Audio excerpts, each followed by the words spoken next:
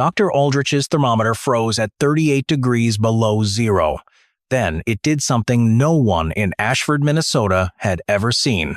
The mercury column, which had faithfully measured temperatures for 15 years, became a solid mass. It was immobile, useless. It could not register the cold that continued to deepen. Then, as the temperature plunged even further, the glass tube cracked. It sounded like a pistol shot. The frozen mercury shattered into fragments. They scattered across the doctor's porch like tiny silver tears. It was January 7th, 1889. The cold had exceeded what human instruments could measure. Old-timers later guessed the temperature reached 60 to 70 degrees below zero before dawn. This was a profound cold. It went beyond any ordinary winter. The settlers of Minnesota were not ready for it. Their wooden houses, cast-iron stoves, and modest woodpiles could not withstand it. Trees in the forests exploded. Their frozen sap expanded, breaking bark and wood. Cattle died standing, flash frozen before they could even fall. The air itself seemed to crystallize. Each breath turned into a cloud of ice that fell tingling to the ground. It did not just disappear. Every well in Ashford froze solid by midnight. Every woodpile shrank faster than anyone thought possible. Each family discovered, in the most brutal way imaginable, that their preparations were catastrophically inadequate. The cold was a patient and merciless enemy. It tested everything they thought they knew about survival, and it was winning. 3 miles north of town, on a homestead everyone had mocked for 3 years, Maren Thorvald opened the door of her cabin. The world outside had become hostile to human life. Her triple-walled cabin, however, stood as a quiet defiance. Inside, the air felt warm. 54 degrees Fahrenheit. Cool by summer standards, but so warm compared to the death outside that it felt almost tropical. Her massive stone stove radiated heat. She had fired it at dusk. 12 hours later, its thermal mass still held enough warmth to keep the cabin comfortable. Her root cellar, dug 20 feet deep, held food enough for 2 winters. The woodshed, built like a fortress, was full. It contained more fuel than she could burn in 5 years. Maren had seen this cold coming. She had told the town it was on its way, showed them the signs, begged them to get ready. 3 years ago, she stood in the Ashford Town Hall. She described exactly what would happen. The deep cold. How long it would last. What it would mean for those who were not prepared. They had laughed at her. They called her the Doom Widow, the crazy Norwegian, the woman who saw disasters in every cloud. They dismissed her warnings. They said grief had unhinged her mind. The town made their usual preparations for usual winters. Maren, meanwhile, built something extraordinary. Now, their thermometers lay shattered. Their fires were failing. Their children were beginning to freeze. Runa, her dapple-gray mare, nickered from the stable attached to the cabin. The stable shared the heat of the main structure. The same engineering that kept Maren alive also kept her horse warm. They laughed for 3 years, Maren said quietly. She spoke in the Norwegian her grandmother had taught her. But children should not die for their parents' pride. She began to harness Runa to the sledge. She had built it for exactly this purpose. Maren had arrived in Minnesota during the spring of 1878. She had followed her husband, Christopher, from the small fishing villages of Norway, chasing the promise of America. They had been married for 4 years by then. They had already buried 2 infants in the rocky soil of their homeland. The New World offered a better chance than the fishing life that was slowly starving their village. Christopher was a boat builder. He understood wood and the weather and the sea that could kill careless men without warning. But Minnesota had no sea. The skills that kept him alive on the North Atlantic proved useless against the dangers of the prairie. He died in the blizzard of 1881. Caught between the barn and the house during a whiteout, his body was found 20 feet from the door when the snow finally melted in the spring. Maren had been alone ever since. Alone, but not helpless. She carried a different kind of knowledge, one Christopher never possessed. It was knowledge passed down through generations of Norwegian women who had survived winters that would have killed any man who relied on strength alone. Her grandmother, Astrid, was a weather reader back in the old country. Such women were valued. They could predict storms days in advance. They could read the behavior of animals, the patterns of clouds, and the subtle signs that nature provided to those patient enough to observe. Astrid had taught Maren's mother, and Maren's mother had taught her. Now, Maren carried wisdom that stretched back centuries. It was a legacy of survival in one of the harshest climates on Earth. The summer of 1886 brought the first warnings. It started with the bees. Maren kept beehives, not just for honey, but because they spoke of coming weather. In June, she saw something she had never seen before. The bees were sealing their hives with propolis far thicker than normal, closing every crack and gap with a desperation that spoke of instinct older than human memory. Her grandmother Astrid had taught her what this meant. The bees sensed a winter so harsh, humans could not yet imagine it. Then other signs began to appear. Squirrels gathered nuts with a frantic energy, far beyond their usual autumn work. They buried food in amounts that suggested a long, lean winter. The woolly caterpillars Maren found were entirely black. Not the usual brown and black bands, but solid black from end to end. This was a warning Maren had heard of, but never witnessed herself. Geese flew south in August, 2 months earlier than usual. The elk moved down from the high country just as early. Each sign built on the last, painting a clear picture for Maren. An extreme cold event was coming. This would not be an ordinary Minnesota winter, brutal as those could be. This was something deeper, a freeze that would exceed anything anyone alive had experienced. It would kill those who were unprepared. It would test even those who thought themselves ready. In the autumn of 1886, Maren knew what she had to do. She asked for time at the monthly town meeting. She stood before the assembled settlers of Ashford. She laid out everything she had seen. The bees, the squirrels, the caterpillars, the geese. All the signs her grandmother had taught her to read. They all pointed to a winter unlike any they had ever known. Her English still carried an accent, but her words were clear. Not this winter, she told them.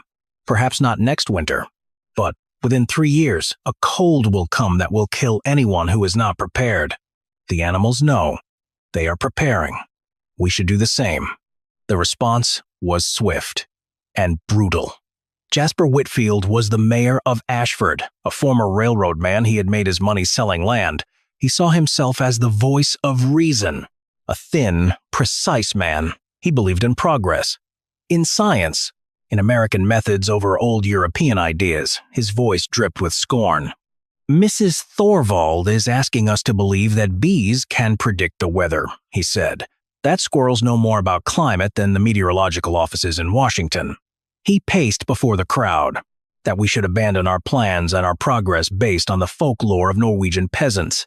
Laughter filled the town hall, the easy cruelty of people who needed someone to feel superior to. Whitfield played to his audience. With respect to Mrs. Thorvald's grandmother, he continued, "We live in an age of science now. We have thermometers and barometers and telegraph reports from weather stations across the territory. If an extraordinary cold event were coming, the authorities would warn us. We do not need to consult bees." More laughter. More mockery. Maren stood at the front of the room. Her face burned with shame. She knew then that words would not convince these people. Only time would prove her right. And by then, it might be too late for many of them. This clash of old wisdom and new pride was about to meet its test. Maren returned to her homestead. She began preparing right away. Her original cabin was fine for normal winters, but Maren knew what was coming. It would not be enough. The first year, she rebuilt the cabin. She put up new walls.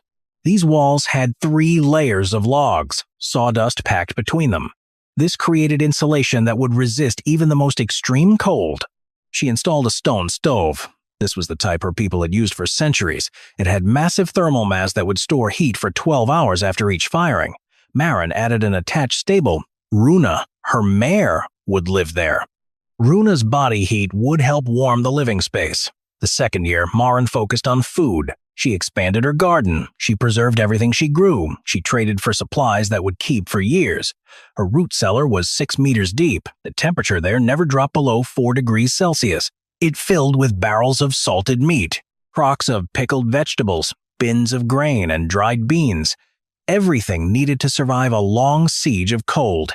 The third year, Maren stockpiled fuel, mostly wood, cords and cords of split oak and maple. She stacked it under a roof to protect it from moisture. It was enough to burn hot fires twice daily for 5 years without running short. She also gathered coal when she could, dried peat from the bogs north of town, anything else that would burn when the time came. The people of Ashford watched her work. Their mockery grew. The doomed widow is building an ark, Jasper Whitfield joked at the general store. Settlers gathered there to buy supplies and gossip.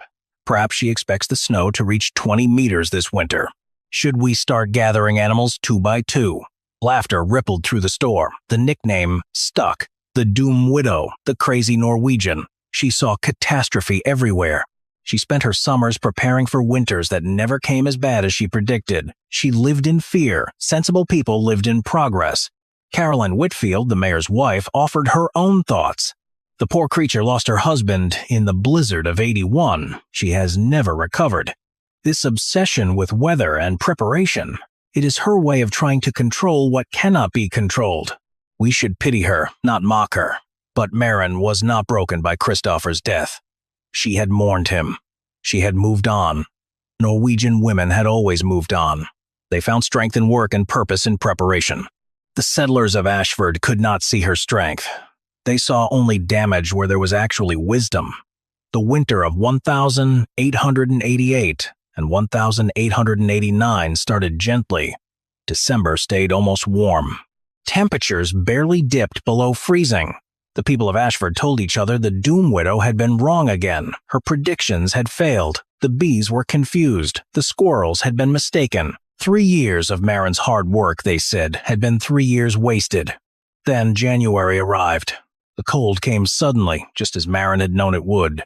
On January 5th, the air was -9 degrees Celsius. Chilly, but manageable. On January 6th, it plunged to -23 degrees Celsius. And then, on January 7th, the bottom fell out of the thermometers entirely. A killing cold descended on Minnesota, a fury that would become legend. Dr. Aldrich's thermometer was not the only one to fail. Across Ashford, the mercury instruments that settlers trusted to measure their world froze solid. They cracked, they shattered. They simply could not register a cold that existed beyond their design limits. Alcohol thermometers fared a little better, but even they could not give true readings when the temperature dropped past -45 degrees Celsius, then -50. The cold went into regions no instrument in the settlement could measure. The wooden houses started failing right away. Heat bled through walls that had seemed adequate. It escaped through every window and door, every tiny crack in every structure.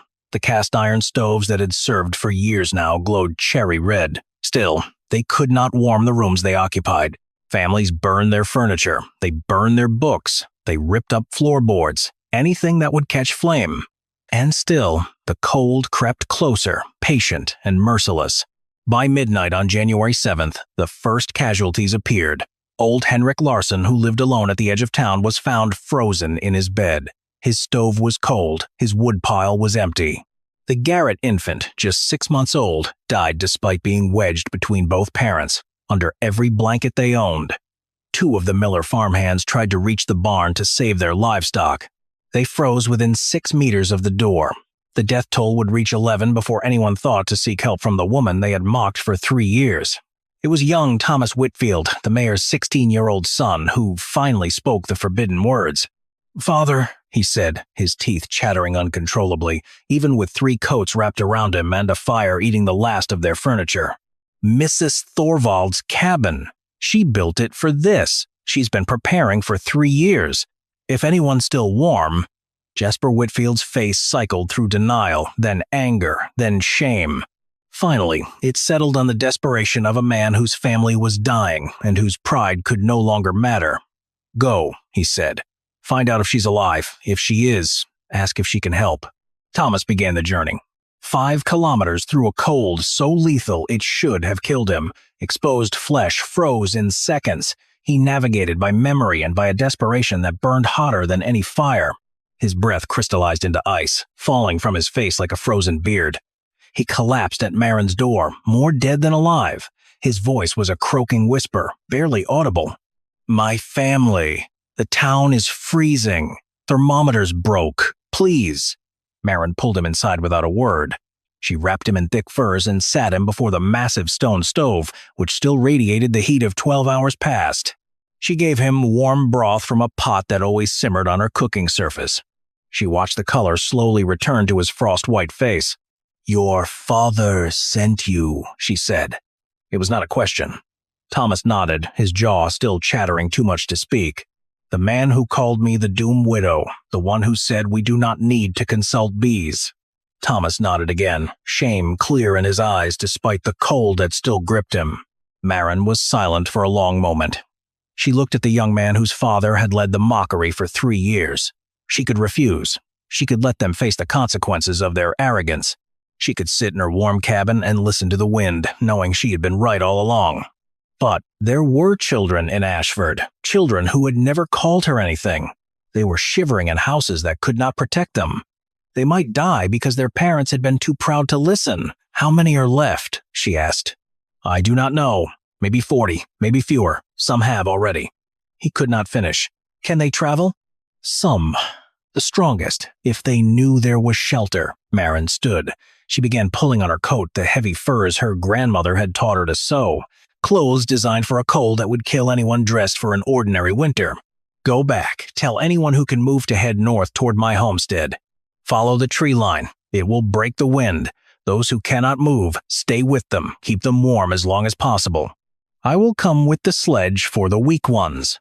She harnessed Runa, loaded the sledge with furs and hot stones wrapped in blankets, and set out into the killing cold to save the people who had laughed at her for 3 years. The evacuation took 2 days. Marin made 6 trips through conditions that should have been lethal, pulling the elderly, the children, and the sick on her sledge. The able-bodied walked behind, guided by ropes Marin had strung between trees. This kept them from wandering off course in the disorienting, blinding cold. Runa, Marin's dapple gray mare, pulled until she trembled with exhaustion. Then she rested in the attached stable, where the shared heat of the cabin kept her alive. And then she pulled again. 43 people survived in Marin's cabin during the worst of the cold. 43 souls packed into a space designed for one. They shared body heat. They shared Marin's food stores. They shared the warmth that radiated from thick stone walls and a stove that needed only 2 firings each day to maintain a livable temperature. They slept in shifts. They ate from the stores Marin had accumulated over 3 years. They drank water from the deep well, unfrozen because it reached below the frost line. The cold lasted 9 days. 9 days during which Marin's preparations were the only thing standing between 43 people and death. 9 days during which the Doom Widow's predictions proved more accurate than any meteorological office, more reliable than any thermometer, more valuable than any scientific instrument that men of progress had trusted. The cold finally let up. It still sat at a brutal -29 degrees Celsius, but for the survivors, it felt like warmth.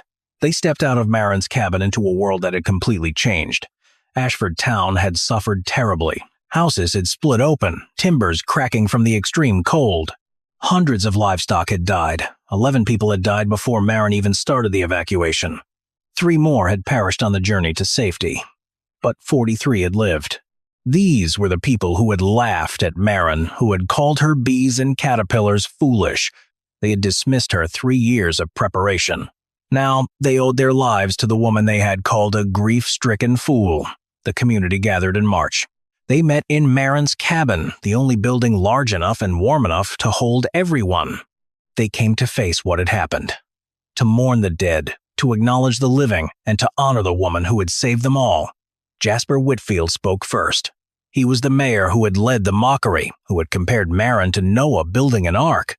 He had called her warnings peasant superstition, unworthy of a scientific age. Now he stood before the community he had almost destroyed. His voice was barely a whisper. 3 years ago, he began. Marin Thorvald stood in our town hall. She told us what was coming. She described the signs she had seen. She begged us to prepare. I laughed at her. I called her predictions folklore. I said we do not need to consult bees. He stopped. Tears streamed down his face. My thermometer shattered because it could not measure the cold she predicted. My house almost killed my family. I built for ordinary winters. She built for the worst that could come. 14 people died in Ashford because I was too proud to listen to a woman who knew more than I did about survival. He looked at Marin. She sat apart from the group as she always had. I do not know how to apologize for what I did, he said. I do not know how to make amends for the people who died because I convinced this town not to listen. I only know that I was wrong about everything. The bees, the predictions, Mrs. Thorvald herself. And I will spend whatever years I have left trying to be worthy of the mercy she showed us. Caroline Whitfield spoke next. She was the woman who had offered pity instead of respect, who had called Marin a poor creature broken by grief. Now she wept. I said she was damaged, Caroline confessed. I said her preparations were her way of trying to control what could not be controlled. I was the one who was damaged. Damaged by pride, by certainty, by the belief that my way of understanding the world was the only valid way. She looked at Marin. You are not broken. You are the strongest person I have ever known. Others spoke after that. Families whose children had survived shared their stories. The elderly whom Marin had carried to safety on her sledge. The young men who had followed the ropes through cold that would have killed them without guidance. When the testimonies ended, Marin stood up. She walked to the center of the gathering. Her face was weathered from 3 years of hard work outside. Her hands were calloused from the labor that had saved 43 lives. She was not a woman who sought attention, but she knew some things needed to be said. My grandmother taught me to read the signs, she said. She taught me that animals know things we do not know, that nature provides warnings for those patient enough to observe. She taught me that the old ways exist because they work. Generations of people survived by following them. Wisdom does not become foolish simply because it is old. She looked at Jasper Whitfield. You trusted your thermometers and your meteorological offices. They failed you. The bees did not fail. The squirrels did not fail. The knowledge of Norwegian women who have survived 1,000 winters did not fail. The only failure was in refusing to listen. Marin paused. 14 people died. That number will stay with me forever. But 43 lived, and I choose to focus on the living rather than the dead. The dead cannot be helped. The living can learn. She gestured around the cabin that had saved them. Everything I built, I can teach you to build. The walls, the stove, the root cellar, the woodshed. None of it is secret. None of it is beyond your abilities. What I cannot teach is humility that you must find for yourselves. That summer, Ashford changed. The survivors rebuilt their homes. They constructed triple-walled cabins. They installed stone stoves. They dug deep root cellars and stockpiled fuel in amounts that once would have seemed impossible. Marin oversaw every step. She taught every building technique. She shared all the knowledge her grandmother had passed down. Jasper Whitfield resigned as mayor. He called himself unfit to lead the community he had nearly destroyed. His son, Thomas, took over years later. Thomas became a leader who never ignored warnings, no matter their source. He consulted farmers, old women, anyone who might see things he could not see.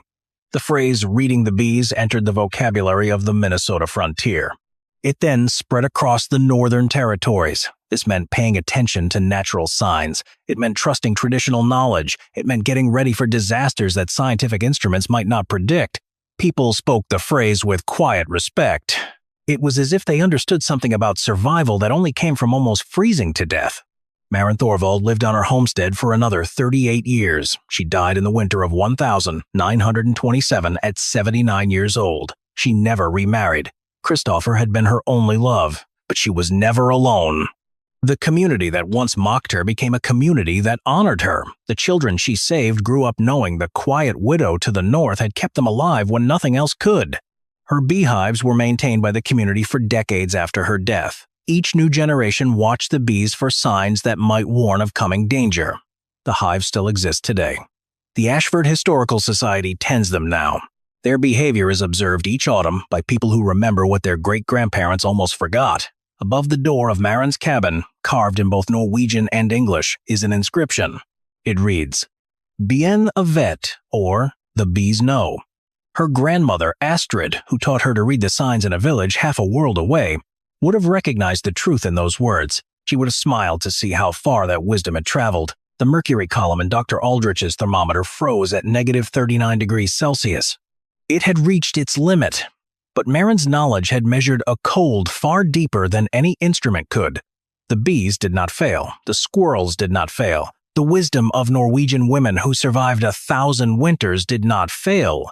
The only failure was in refusing to listen. If you find value in understanding how forgotten knowledge can still guide us, subscribe.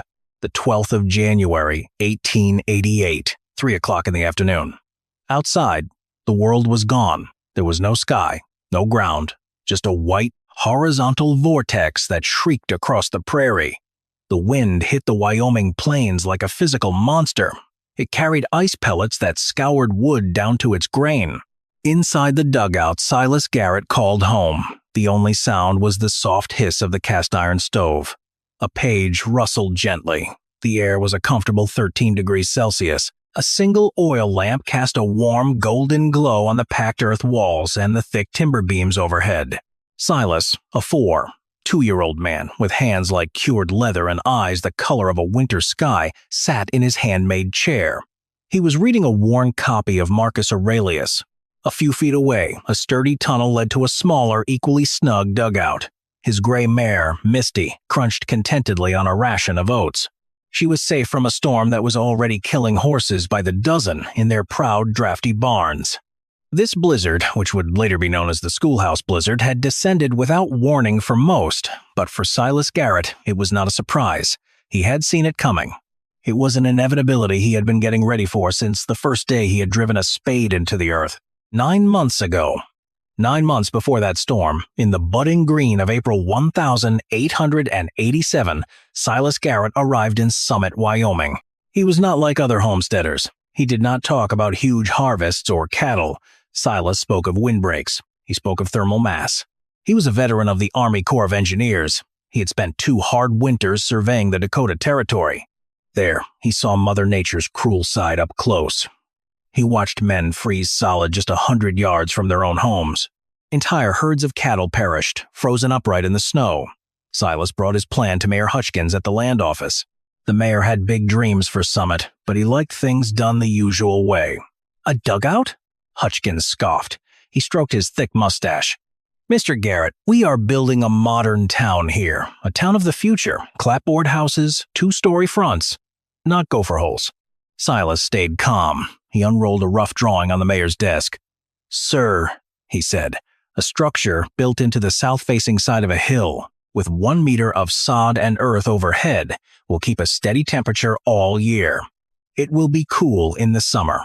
More important, it will stand strong against the winter. He explained that the earth itself was insulation. The wind can blow 160 kilometers an hour over the top, and inside, you will barely hear it. I can build the whole thing, a main room and a connected stable for my horse for under $200. Hutchkins squinted at the drawing. It looked crude, almost wild. And a proper house, he asked. What does that cost? A proper house, as you call it, Silas answered, will cost you 10 times that in lumber alone.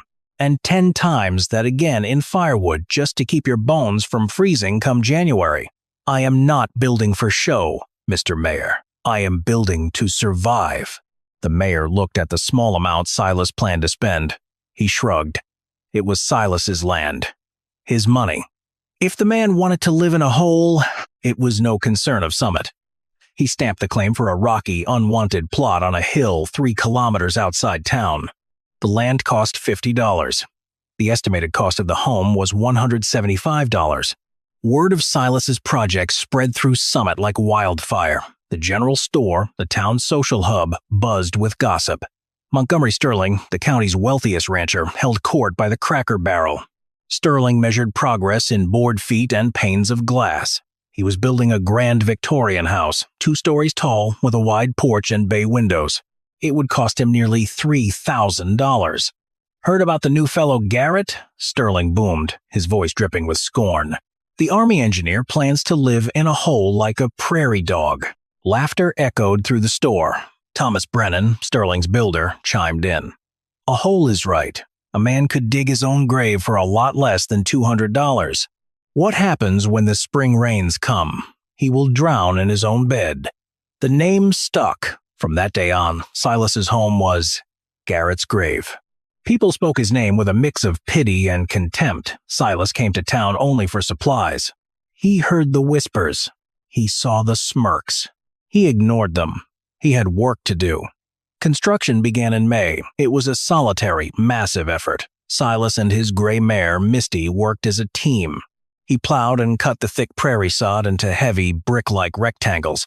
Misty, harnessed to a stone-boat, a simple wooden sled dragged the sod bricks and the heavy timbers he had hauled from the nearest wood lot up the hillside.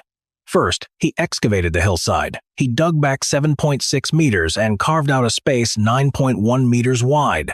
He was not just digging a hole, he was engineering a dwelling. The floor was packed clay, hammered until it was hard as stone. Thick cottonwood logs reinforced the walls. The roof was a masterpiece of frontier engineering. Heavy timber beams formed the main structure. He layered them with willow branches. Then came a thick coating of prairie hay for insulation.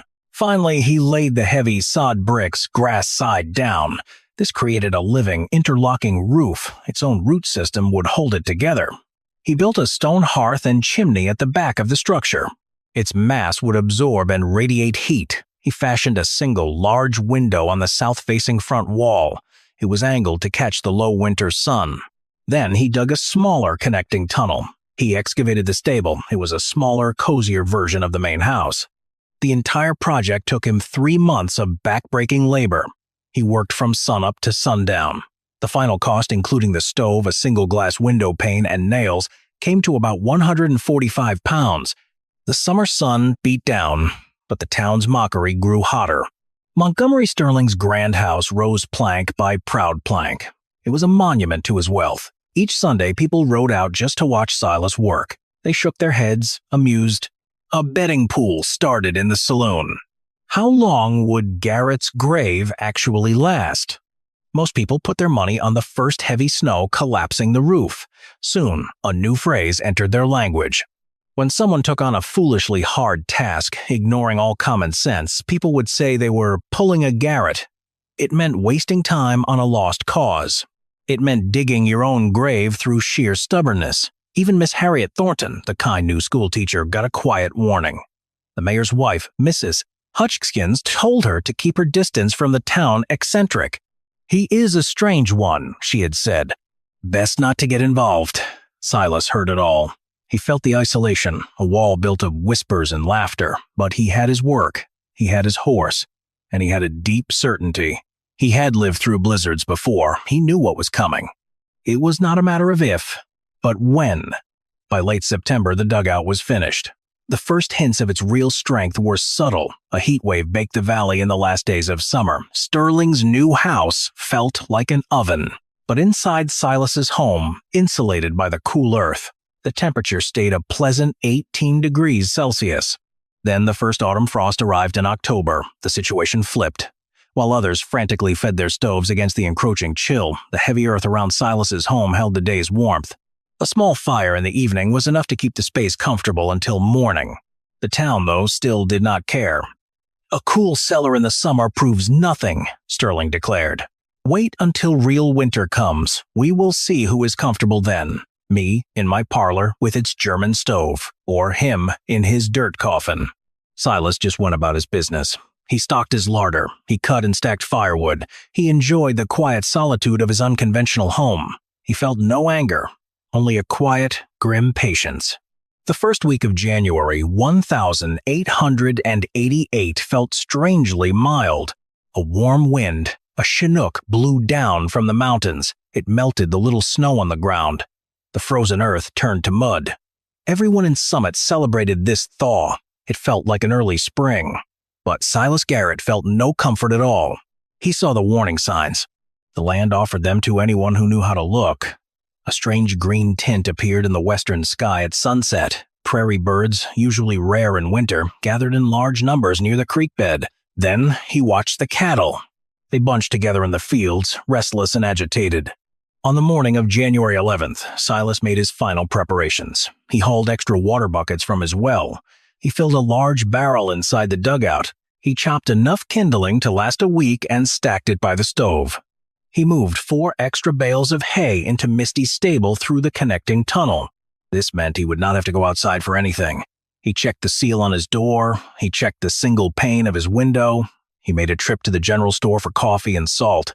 There, he tried to warn old Samuel, the proprietor. "There is a bad one coming, Samuel," he said quietly. This warmth is a liar. I have seen it before." Old Samuel just chuckled. "Silas, you have been saying that since you got here. Enjoy the sunshine. It might be the last we see for a while, but it is not the end of the world." Silas bought his goods and left. He had done what he could. January 12th dawned bright. It felt deceptively pleasant. Children walked to the one-room schoolhouse in light coats. Ranchers rode out to check their herds without heavy gear. Around 11 in the morning, the change began. A dark, boiling wall of cloud appeared on the northwestern horizon. Old-timers called it a blue norther. The wind died. An eerie, absolute silence fell over the prairie. Then the front hit. It was not a storm. It was an atmospheric explosion. The temperature had been a mild 1 degree Celsius. It plummeted. Within an hour, it was below zero. By mid-afternoon, it was negative 29 degrees Celsius. The wind gusted over 97 kilometers per hour. This created a wind chill that was simply unsurvivable. The snow did not fall. It flew horizontally.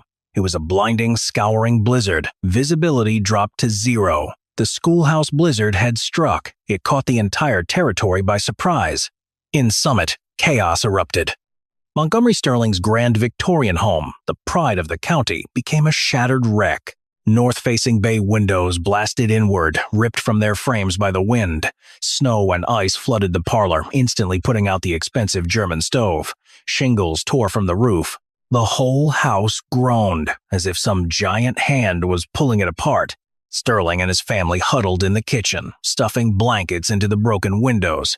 Their initial pride had turned to raw terror. All over town, the story was the same. The normal houses, built above ground, were just wooden traps. Snow blocked chimneys, filling rooms with choking smoke. Doors froze solid, roofs started to sag under the impossible weight of the drifts piling up. People froze in their own homes. Their firewood, which had seemed like plenty, was suddenly terrifyingly little against the extreme cold. The worst tragedy unfolded at the schoolhouse. Miss Thornton, the teacher, saw how fierce the storm was. She kept the children inside. But the poorly built structure could not stand up to it. The wind found every crack. The single stove was no match for the Arctic blast. They were trapped, 3.2 kilometers away, inside Garrett's grave. Silas fed his fire. The wind howled over the dugout roof, but inside it was just a distant, muffled sound, like a faraway waterfall. The temperature stayed steady.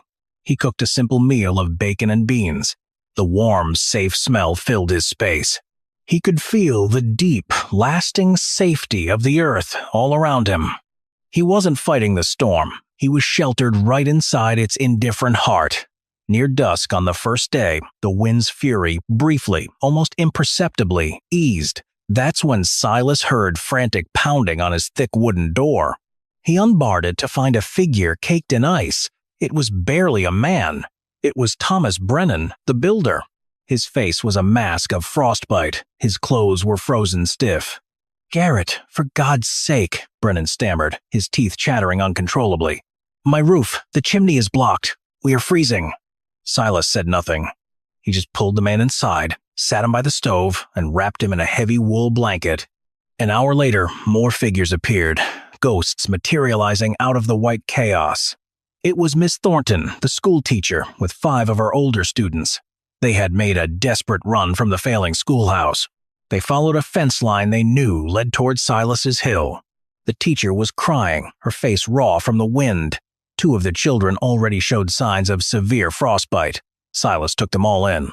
He tended to their frozen hands and feet, gave them hot coffee, and offered his own bed. He huddled closer to the stove himself. His dugout, once a joke, had become an ark. Over the next 36 hours, more people found their way to Silas's door. They followed the thin, steady line of smoke rising from his chimney. Mayor Hutchkins and his wife arrived. Old Samuel from the general store. 2 entire families whose roofs had simply collapsed. Silas brought them all inside. He didn't say a word of blame. "No, I told you so." Garrett's grave, the place everyone mocked, became a crowded sanctuary. 23 people now filled the single room, 15 adults and 8 children.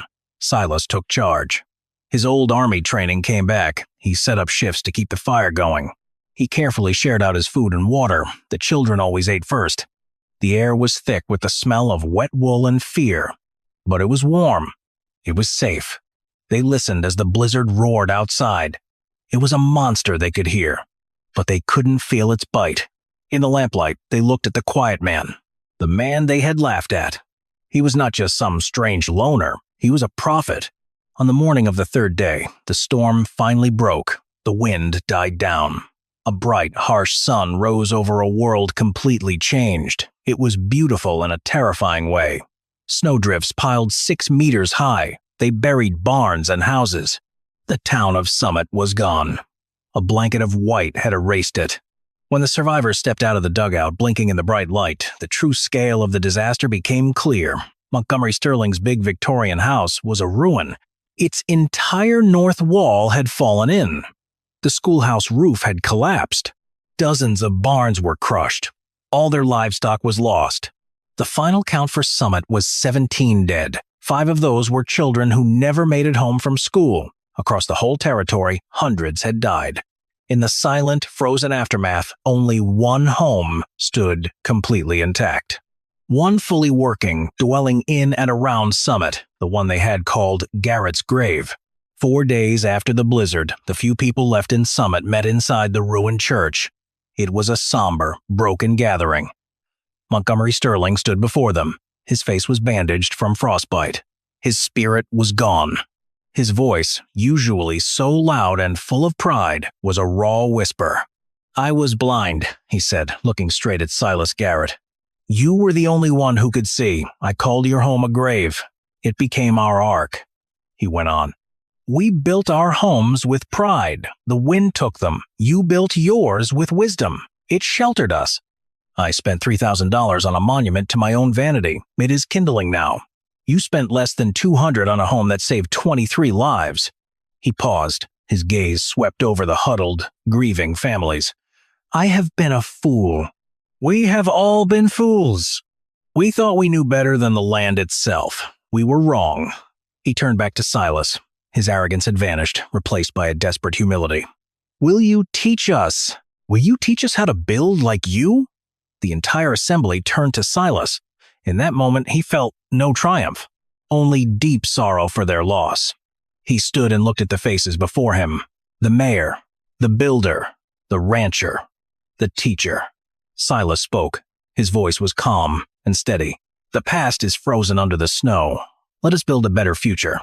Montgomery Sterling kept his word. He used what was left of his fortune to fund the reconstruction of Summit, not to rebuild his own mansion. Under Silas Garrett's direction, a new town rose from the ruins. This time, there were no proud 2-story facades. They built as Silas taught them. They used the land itself, digging into the south-facing slopes of the rolling hills.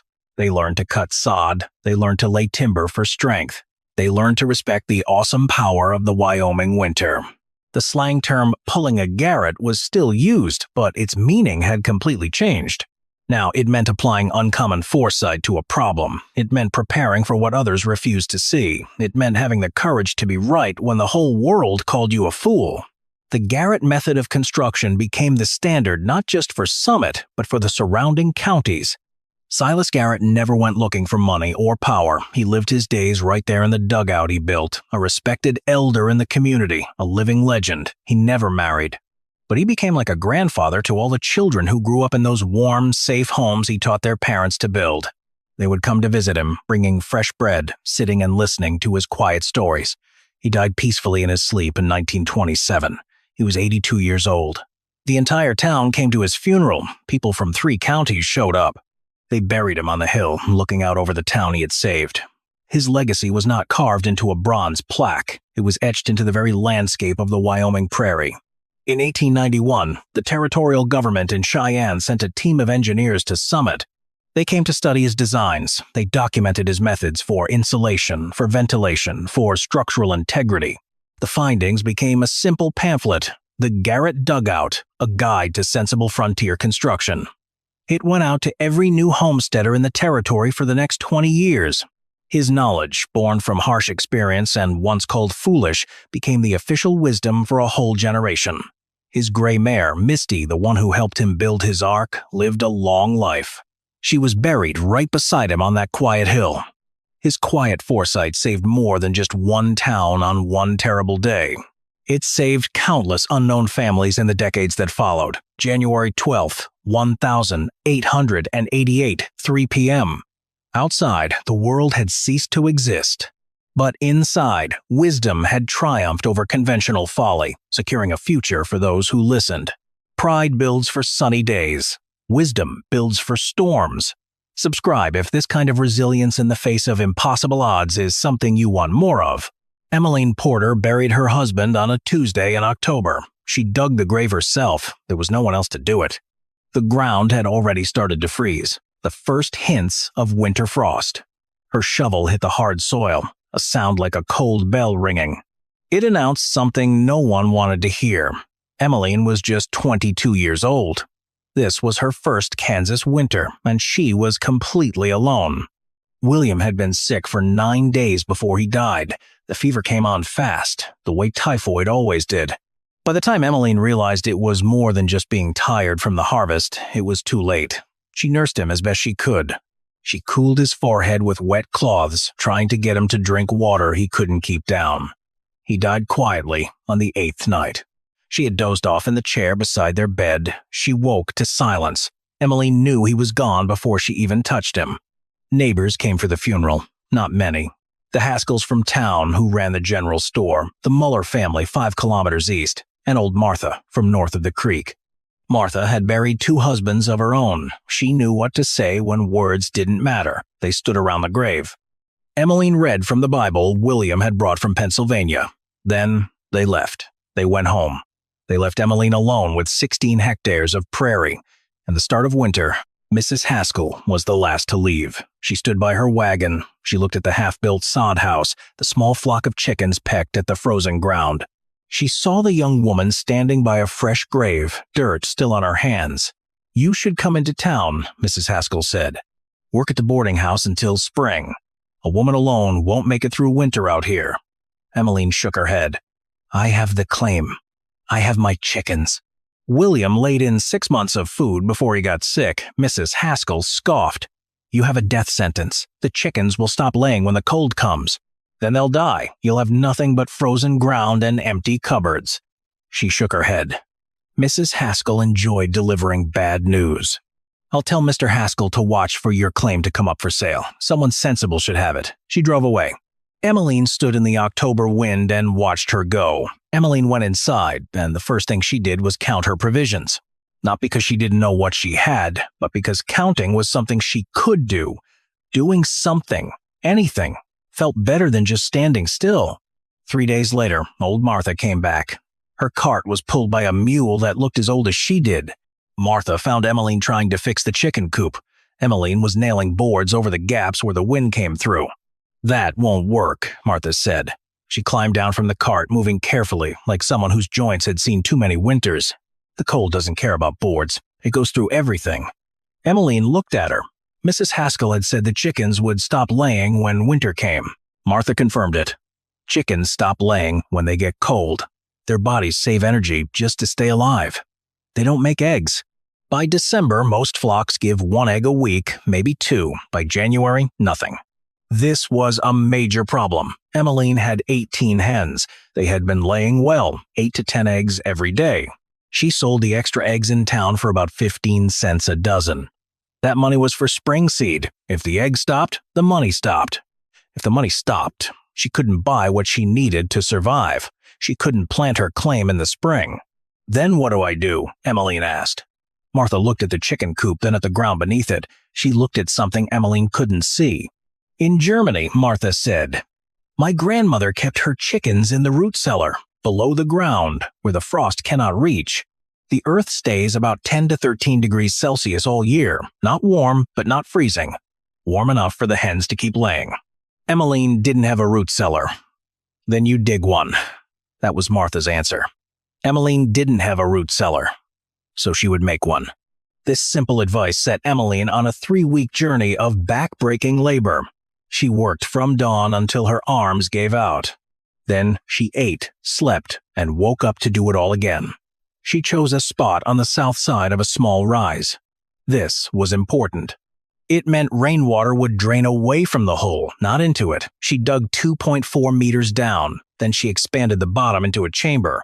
It was roughly 3 meters square. The walls were just dirt, packed hard by the weight of the earth above. She reinforced the soft spots with scrap lumber, but most of it was solid prairie clay, stable, dry. For the floor, she laid a thick layer of straw, 15 centimeters deep. This would insulate the birds from the cold ground. It also gave them something to scratch in. The ceiling was the hardest part. She couldn't buy proper lumber. The sod bricks she used for her house were too heavy for a span this wide, so she built a low wooden frame. It sat just 90 centimeters above the chamber floor. Then she covered it with layers of prairie, grass, and dirt. It blended perfectly with the rise. From above, it looked like nothing at all, just a small hill. A wooden door was set into its side. It faced south. This kept it away from the brutal north winds of winter.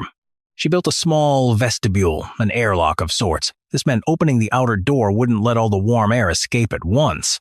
The inner door was a heavy canvas flap, easy for her to push through, but enough to hold the heat inside.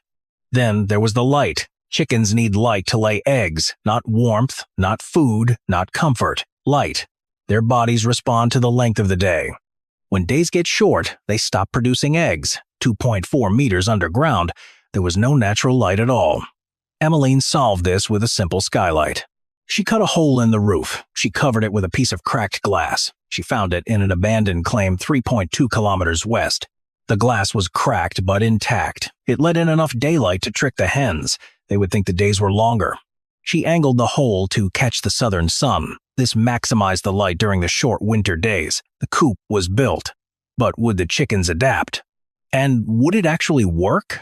The chickens moved underground on November 1st. It was 2 days before the first real snow. They protested at first.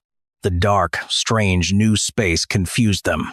But within a week, they had settled in. They scratched at the straw, roosted on the low perches Emmeline had built. They acted like chickens do when they feel safe and warm. The chamber stayed at 11 degrees Celsius, not warm by human standards. But it was warm enough for chickens to be comfortable, warm enough for their bodies to keep making eggs instead of shutting down for survival.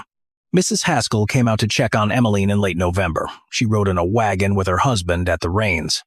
They found Emmeline splitting wood beside her, soddy. She worked steadily despite the cold. She looked nothing like a woman about to give up. "Mrs. Porter," Mrs. Haskell called from the wagon. She didn't bother to climb down. "I see you're still here." "I am." "And your chickens? Surely they've stopped laying by now. Ours gave their last egg 3 days ago." Emmeline set down her axe. She wiped her hands on her apron. "Would you like to buy some eggs, Mrs. Haskell? I have 24 fresh ones in the house." The older woman's face went through several expressions. None of them were pleasant. "That's impossible. No one has eggs this time of year. I do. 15 cents a dozen, same as always. Or I can take them into town myself if you'd rather not buy from a woman who's about to abandon her claim." Emmeline watched Mrs. Haskell's face. It turned red, then white. It settled into a hard expression that made her look older than her years. "Where are your chickens? What have you done with them?" Emmeline smiled. It was a small expression that didn't reach her eyes. "They're underground, Mrs. Haskell, where it's warm." "Would you like to see?" She led them to the underground coop. She opened the outer door, then the canvas flap. The Haskells peered into the warm chamber. 18 hens scratched contentedly in the straw. The air that came out was noticeably warmer than the air outside. It smelled like chickens and straw and earth. It smelled like life continuing when it should have stopped. Mr. Haskell said nothing. He just stared at the chickens, then at the glass skylight, then at the young widow who had figured out something his wife said was impossible. "I'll take 4 dozen eggs," he said finally. "If you have them, I'll have them by the end of the week. 30 cents. Mrs. Haskell didn't speak to Emmeline again that day. She sat in the wagon while her husband counted out the coins. She sat in the wagon while he drove away. She didn't look back at the young woman standing beside the door to the underground. The first victory was won, but the winter had only just begun. Emmeline's certainty was about to meet the same winter he dismissed. The winter of 1886 into 1887 was brutal. Even by Kansas standards, it was extreme. January saw temperatures drop to -30 degrees Celsius. That kind of cold could freeze livestock where they stood. It could kill anyone caught outside without shelter. Snow piled up in drifts 3 meters high against the north sides of buildings. The wind blew so hard that people couldn't hear each other shout from 3 meters away. But Emmeline's chickens laid through all of it. The underground chamber stayed at a steady 11 degrees Celsius. It was warmer on the days she climbed down to collect eggs, her own body heat adding to the space. The glass skylight let in enough light to keep the hens producing. The deep straw kept them comfortable, and the earth kept them alive. She collected between 6 and 8 eggs every day all winter. This was slightly less than she had gotten in the fall, but it was far more than anyone else in the entire county. She sold them for 15 cents a dozen in November.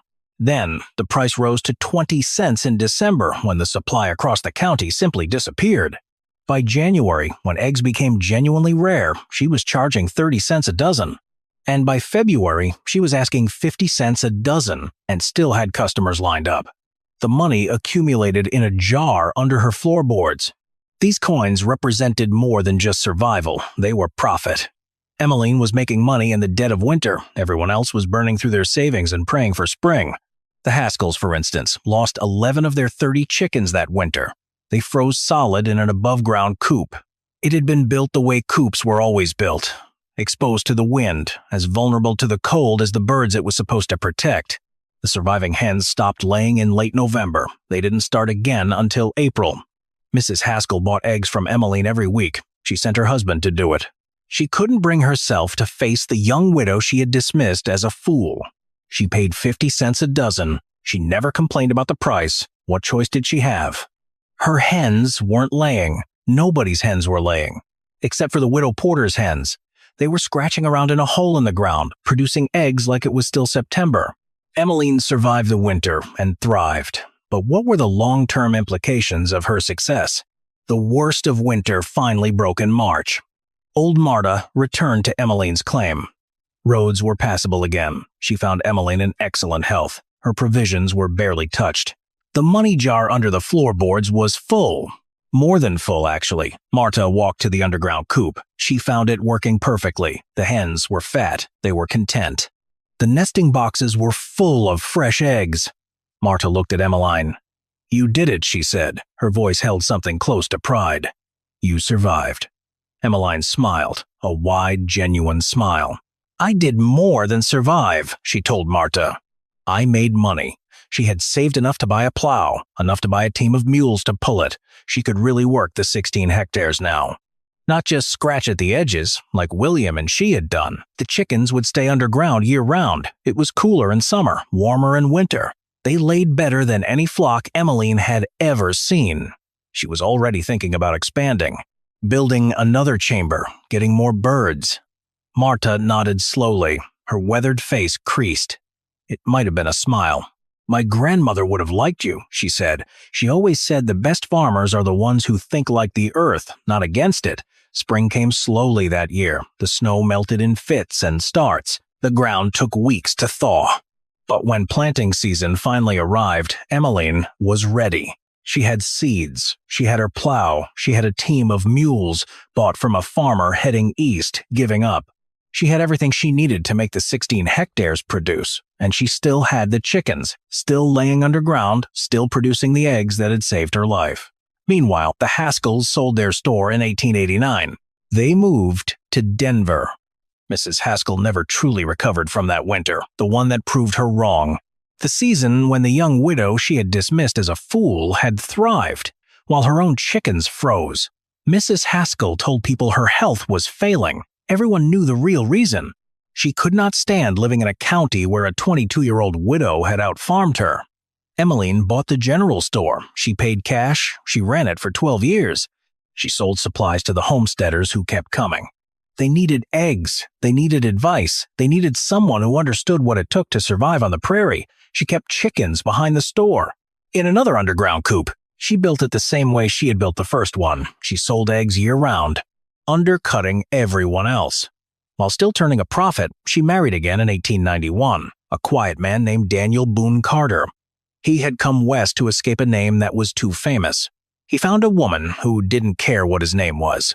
As long as he worked hard, as long as he treated her well, they had 4 children together. They raised them in a house with an underground root cellar. It stayed 11 degrees Celsius all year long. The original coop, the one Emmeline built with her own hands, stood for years. It stayed until 1923, when her grandson finally filled it in. It had become a hazard for the children playing in the yard, but by then, the idea had spread. Half the farms in the region had underground chicken coops of one kind or another. All of them were built by farmers who had heard the story of the widow who kept her hens laying all winter. There is a photograph of Emmeline from 1920. She stands in front of the general store she owned for 3 decades. She is 56 years old in the picture. Her honey brown hair has gone gray. Her face is lined by the sun and wind. It shows the particular kind of survival that leaves its marks. She is smiling. It's a full smile that reaches her eyes, the smile of someone who knows exactly what she accomplished. She doesn't need anyone else to tell her. The caption under the photo reads, Emmeline Carter, proprietor of Carter's General Store, Cimarron, Kansas. It doesn't mention the chickens. It doesn't mention the underground coop. Nothing about the brutal winter of 1886. No word of the eggs that sold for 50 cents a dozen when everyone else had nothing. It doesn't mention Mrs. Haskell, who had predicted her death and lived to see her success, but the people who were there remembered. They told their children, and their children told theirs. The story survived even after the coop was filled in and the store was sold, and Emmeline herself was buried beside her first husband and her second. Some stories end with the protagonist becoming famous. This one ends with something better. A woman who dug a hole in the ground, put her chickens in it, and laid the foundation for a life that lasted 60 more years. Emmeline Porter buried her husband on a Tuesday in October, in a grave she dug herself. There was no one else to do it. That desperate act of self-reliance became the foundation for a thriving life. It spread across the county, then across the prairie. It birthed a widespread innovation. Ingenuity, when it's rooted in understanding how the world actually works. If this story of underground eggs resonated with you, subscribe for more narratives of forgotten cleverness. By the 3rd night of the Whitehorn blizzard, Redwash Basin had vanished. Wind tore across the flats at more than 95 kilometers per hour. The cold had fallen to minus 34 degrees Celsius. Snow buried fence posts and erased the line between earth and sky. At Coldwater Reach, one section of the willow windbreak snapped loose. Harlan Vexley tied a rope around his waist and placed the other end in Maribel Weather's hands. If the wall failed, wind would strike the off-center barn entrance and pack the doorway shut. Inside, Eli counted marker posts through the whiteout. Nell cried behind the canvas curtain. A milk cow strained in early labor. Noah Pike, the hand who had mocked Harlan's work, lay exhausted beside the stove. The rope jerked once. Then, nothing. 6 weeks earlier, Harlan Vexley reached Coldwater Reach with an old handcart and 2 children. He was 39 years old, but the trail had already worn him past that. His coat was patched with 2 different kinds of cloth. One hand pulled the cart, the other carried 10-month-old Nell against his shoulder. 7-year-old Eli walked beside the wheel without once asking how much farther. Harlan had spent years repairing barns, freight wagons, hand pumps, and storage sheds along Union Pacific supply stations. Then his wife Lydia died from childbed fever 6 months ago. He couldn't travel with a repair crew anymore, not while raising 2 children alone. 3 ranches had already turned him away. One offered work but refused the children. Another gave them a bed for one night, then sent them back onto the road. A third suggested Nell would be better off with another family. Harlan walked away. On their last day before reaching the ranch, Nell could only be calmed with thin grain porridge. Eli quietly tucked half his cornbread deep inside his coat even after his father promised there would be food tomorrow. Harlan saw it. The boy no longer believed in tomorrow. Then Coldwater Reach appeared beyond a wind-scoured rise. Mara Bellwether stood beside the stock trough, breaking a thin sheet of early ice with the back of a hammer. Her sleeves were rolled above her elbows. A feed ledger rested beneath her belt. One leather glove had been worn smooth by years of holding reins. Nothing about her suggested someone waiting to be rescued. "What kind of work do you know?" she asked. Harlan answered without offering his story. Barn frames, hand pumps, water troughs, wagon wheels, roofs, doors, hay storage. He paused. "Give my kids milk. Let us sleep somewhere out of the wind. I'll fix what winter is about to break. Mara glanced toward her barn. What makes you think anything is broken? Harlan raised one hand toward the buildings beyond the fence. Your barn doors face the northwest wind. Your hay is pulling moisture from the ground. That water line will freeze before the first real cold front. Silence settled between them. Confidence was easy to find on the frontier. Proof was not. Mara looked at Eli. Then she looked at Nell, still resting against Harlan's shoulder. She stepped forward without answering his claims. Instead, she gently lifted the little girl from his trembling arms. The milk comes first, she said quietly. Your claims can wait until morning. Mara led them into the kitchen without another word. She warmed fresh cow's milk with a little water, tested the temperature against the inside of her wrist, and nodded toward Harlan. Slowly, she said. Her stomach has been empty too long. A bowl of beef stew appeared in front of Eli. Cornbread, dried apples. Another bowl waited for Harlan, even after he quietly insisted he wasn't hungry. Eli ate without speaking. Before finishing, he slid the leftover bread into his pocket. Mara noticed. She didn't say a word. Instead, she laid another piece beside his bowl, as though it had always belonged there. Across the table, Harlan tried to feed Nell, but his hands shook from exhaustion. Mara reached forward and steadied the bottom of the cup without taking the little girl from his arms. Between quiet bites, they exchanged only the facts that mattered. Lydia had died 6 months earlier from childbed fever. Calder Bellwether, Mara's late husband, had been killed 3 winters before a logging wagon sliding off an icy mountain road. Mara never had children. Coldwater Reach was carrying dead after losing 9 head of cattle the previous winter. Later that evening, Mara opened the old foreman's room. From a storage loft, she carried down a cradle. Calder had started it years ago. One rail was still rough, never sanded smooth. Harlan noticed she'd kept it all this time instead of burning it for firewood. That night, Nell slept peacefully in the unfinished cradle. Eli fell asleep with his hand still tightly guarding the hoarded bread in his pocket. The cradle had been waiting for a child who wasn't coming. Now it held one. Before sunrise, Harlan was already walking the ranch. He didn't pick up a hammer. He didn't move a single board. He watched first. A short piece of wool hung beside the barn door. He studied how the wind curled through the opening. He took a shovel and dug into the floor beneath the haystack. The earth beneath the bottom layer was damp. He poured water into one section of the trough and watched how slowly it drained away. Inside the house, a thin line of frost clung to the shrinking chinking between the logs. Outside, old ridges of hardened snow still rested against the fence where the previous winter had piled them. Mara followed without announcing herself. When Harlan finally spoke, he pointed instead of waving his hands. The barn wasn't losing heat because it needed thicker walls. It was losing heat because the wind walked straight through the doors. He knelt beside the hay. This stack was spoiling from the bottom up. Then he pointed toward the pump. The water line was too shallow. It had nowhere to drain after use. His hand rested against the wall of the house. The chinking had pulled away from the logs. Finally, he looked toward the dying row of willow. Those trees were too close. Last winter, the snow drifted exactly where an open doorway needed to be. Mara folded her arms. Calder planted those willows. Harlan shook his head. He wasn't wrong. They work against spring winds. Winter storms come from a different direction. The trees stayed the same. The weather didn't. Some of the tension left her face. Harlan looked across the ranch one more time. 6 weeks. Water first. Hay second. Then the windbreak. The offset entrance. Fresh chinking. Marker posts before the first storm. Mara studied him for a long moment. Then she pointed toward the tool shed. You get 1 week. Then I'll decide whether you see problems or invent them.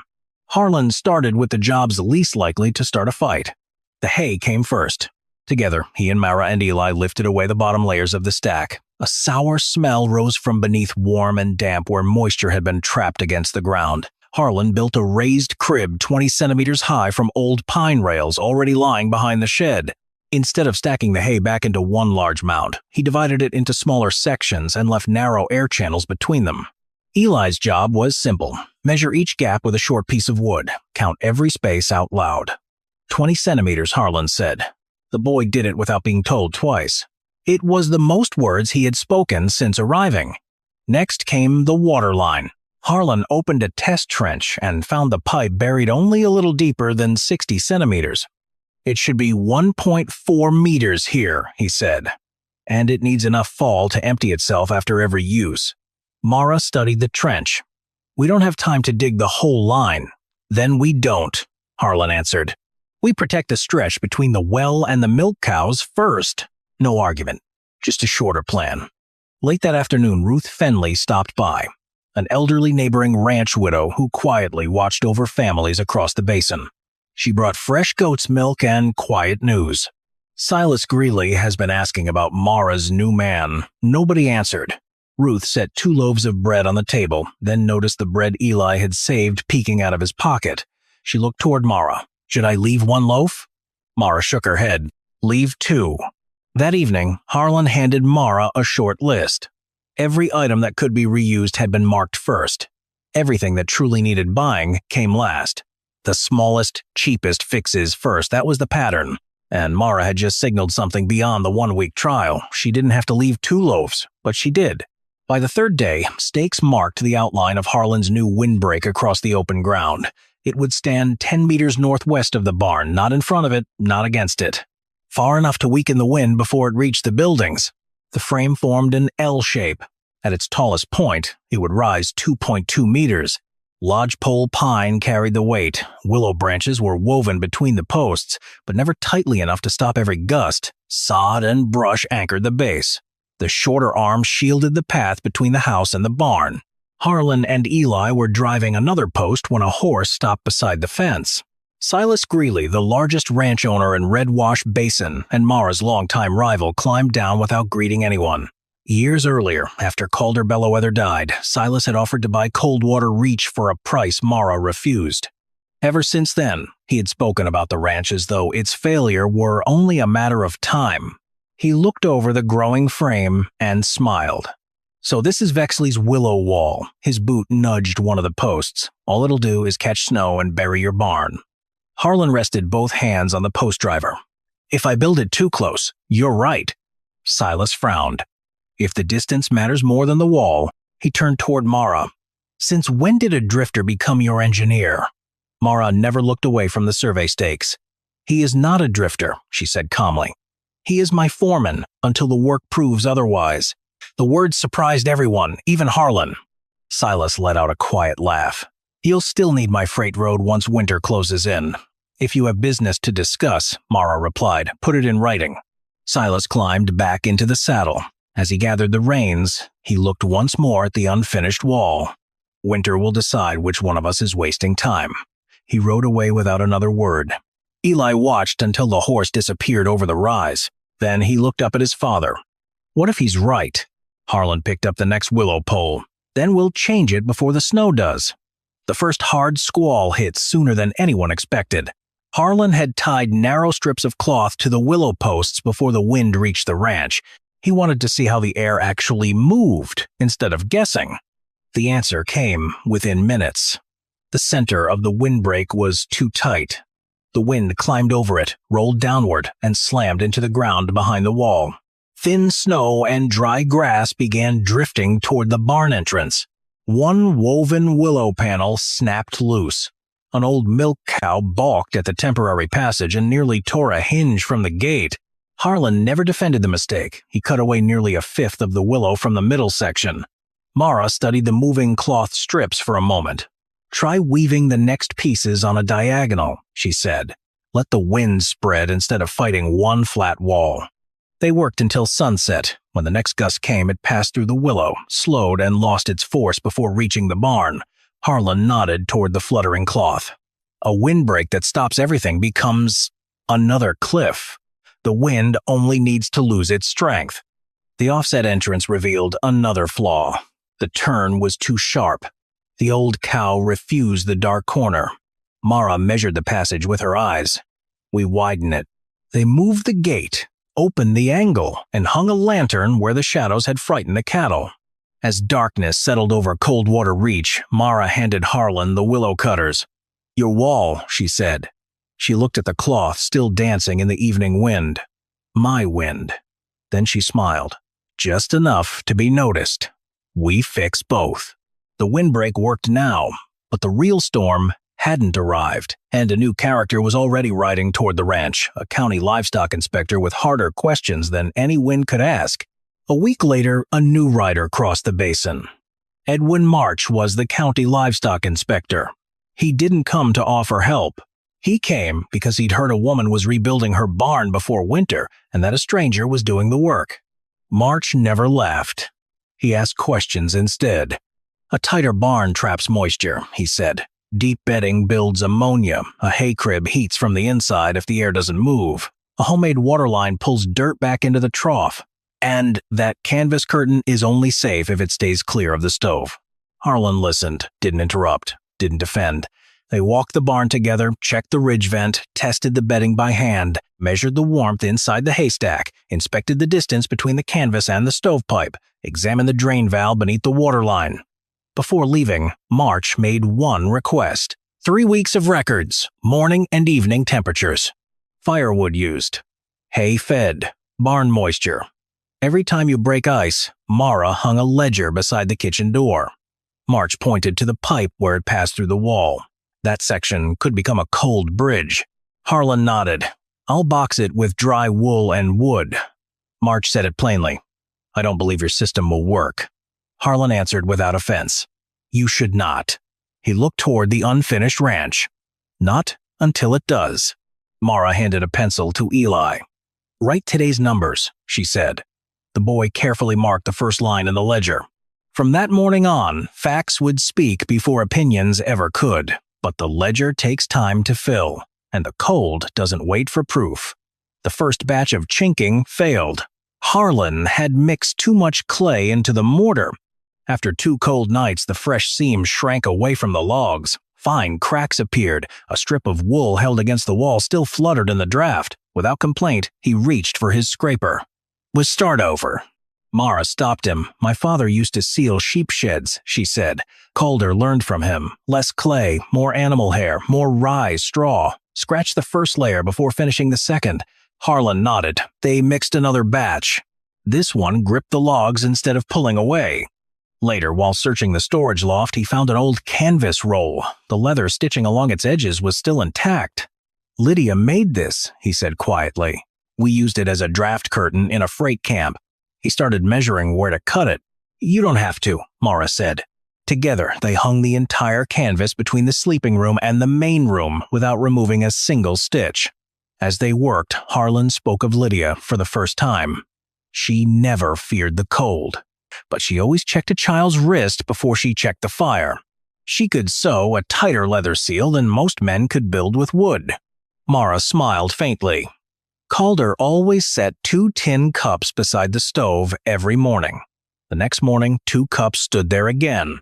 Neither of them mentioned why. That evening, the room held its warmth far longer than before. Harlan rested his hand on Lydia's old leather stitching for a moment, then quietly let it go. The canvas stayed exactly where it belonged, but the past couldn't fix everything.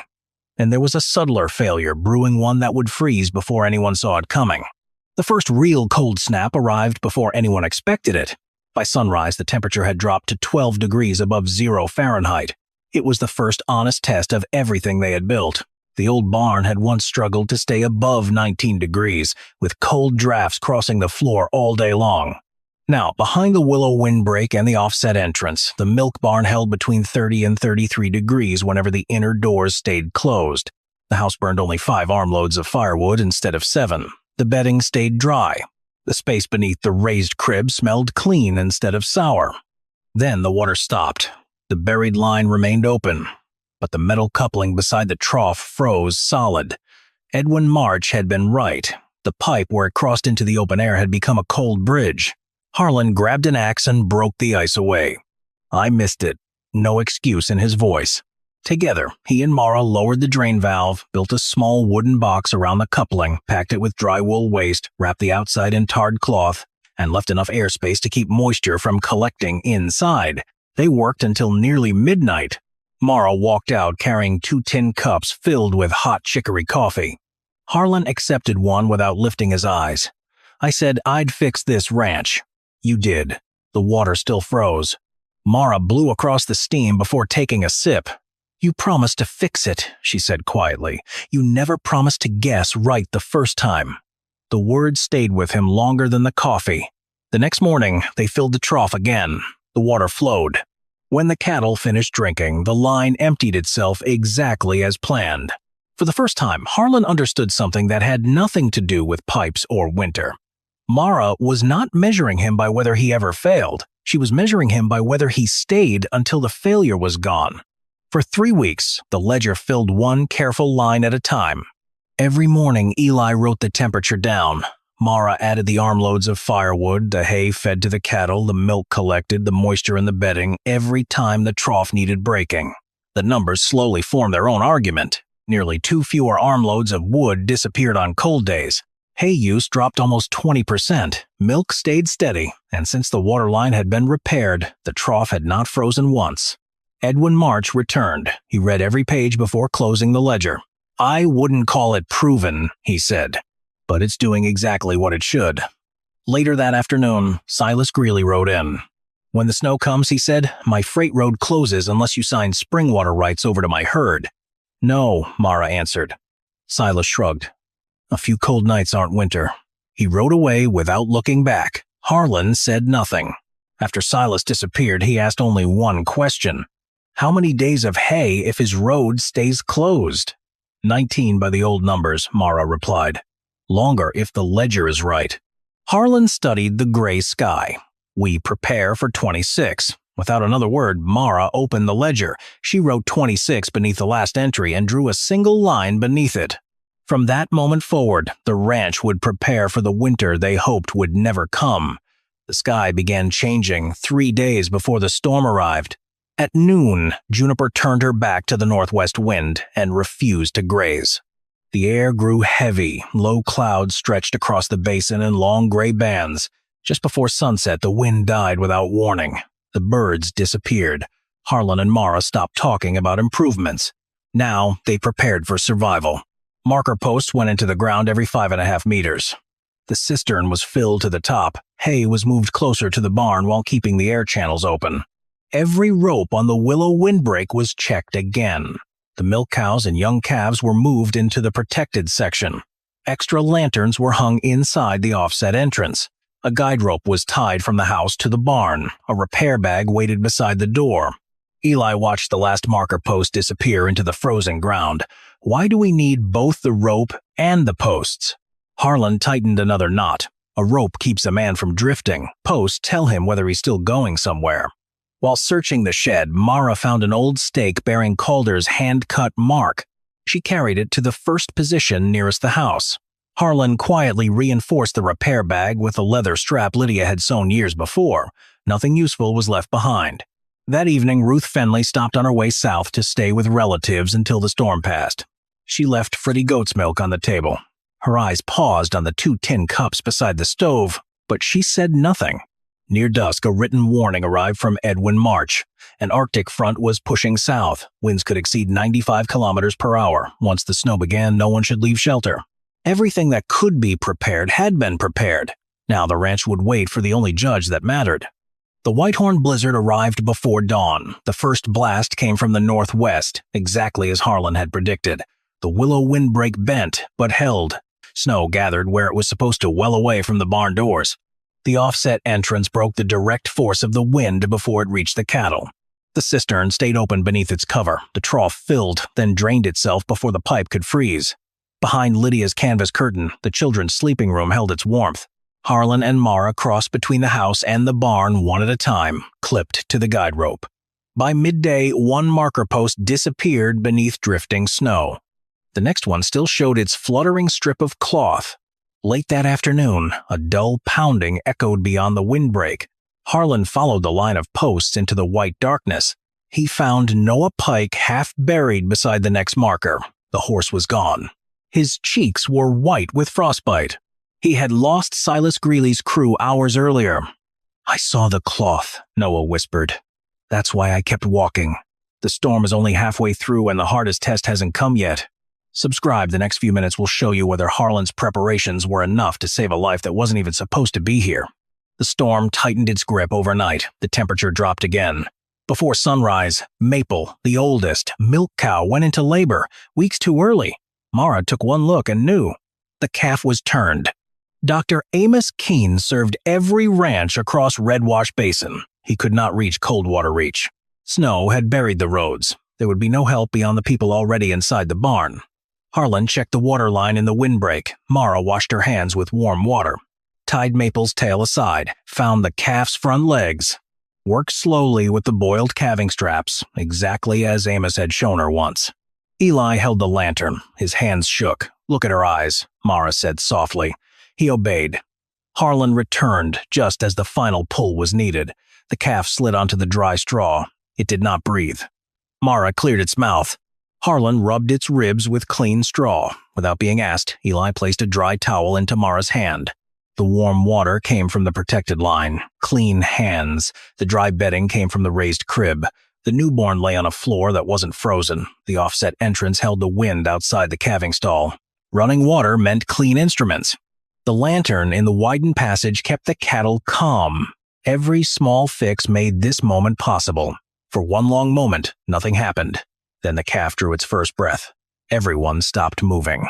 From the house, Nell began to cry. Still weak from the day before, Noah pulled the unfinished cradle closer to the stove, quietly warmed another bottle of milk. No one stood outside the work anymore. Eli finally let out the breath he had been holding since the calf fell into the straw. The boy who stopped believing in tomorrow had just watched tomorrow arrive. But the storm was not finished. The third day would bring the hardest wind yet. The third day brought the hardest wind. Just after noon, one of the lashings on the north section of the willow windbreak snapped. The woven panel shook violently. If it failed, the wind would pour straight through the offset passage. Snow would bury the barn entrance. Within hours, the cattle could be sealed inside. Harlan reached for the rope. Mara caught the other end without a word. Outside, the storm erased everything beyond the next marker post.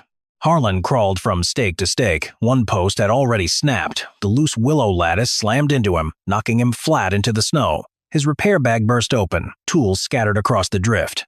Only Lydia's old leather strap kept the bag from blowing away. Inside the barn, Maple bellowed.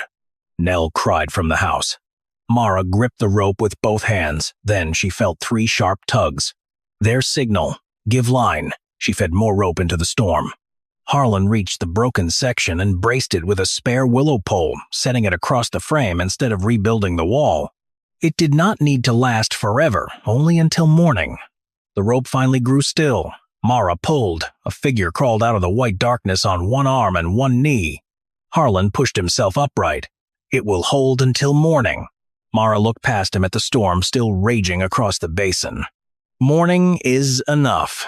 By the 4th morning, the wind had begun to weaken. Nobody celebrated. They just started counting. Every Maine animal was still alive. The newborn calf carried only a small patch of frostbite on one ear. The bedding was dry. Water still flowed through the trough. The hay crib showed no heat, no spoilage. The barn doors opened without digging through snow. Firewood still sat stacked beside the stove. And Noah Pike stood on his own 2 feet again. Harlan walked the ranch with a notebook. Not relief. One brace had been too light. 2 marker posts needed to be set deeper. The outer cloth strips would need stronger stitching. The wooden cover over the water coupling needed a better roof. Mara watched him write. You've counted every weakness before you've counted what survived. Harlan closed the notebook. The living can wait an hour. A weakness should not be allowed to hide behind success. He looked across the battered windbreak. Later, the clouds opened just enough to reveal a strip of gray sky. Steam drifted from the cattle as they breathed into the cold air. The children have their milk, Mara said quietly. Harlan studied the broken section of the willow wall. The ranch still needs fixing. Neither of them spoke about spring. Neither of them spoke about leaving. That evening, Mara placed Harlan's dry gloves beside the 2 tin cups waiting near the stove. She set them there as naturally as though they had always belonged. When the roads finally opened, people came to Coldwater Reach for answers instead of rumors. Edwin March arrived first. Dr. Amos Keene followed. Then came neighboring ranchers who had spent 4 days digging cattle from snowdrifts. March inspected everything without hurry. He checked the barn temperature, felt the bedding with his bare hand, examined the water system, counted the surviving cattle, measured the remaining hay, and read every page of the ledger from the first 3 weeks before the storm to the last entry written during it. At last, he closed the book. The barn stayed drier. The herd burned less feed than expected. Stable water made the difference. The windbreak stood where the snow wanted to settle, not where the doors needed to open. And every flaw you found early was corrected before the blizzard arrived. Noah spoke next. "I'd be dead if those marker posts hadn't been there." Silas Greeley came last. His ranch had lost cattle. Part of his north barn roof had been torn away. He offered no apology. Instead, he looked toward the willow wall. "How far did you set it from the barn?" 10.5 meters through the middle, Harlan answered. "Then we adjusted for the ground. And you never weave it tight enough to stop the wind completely." Silas nodded once. "Show me."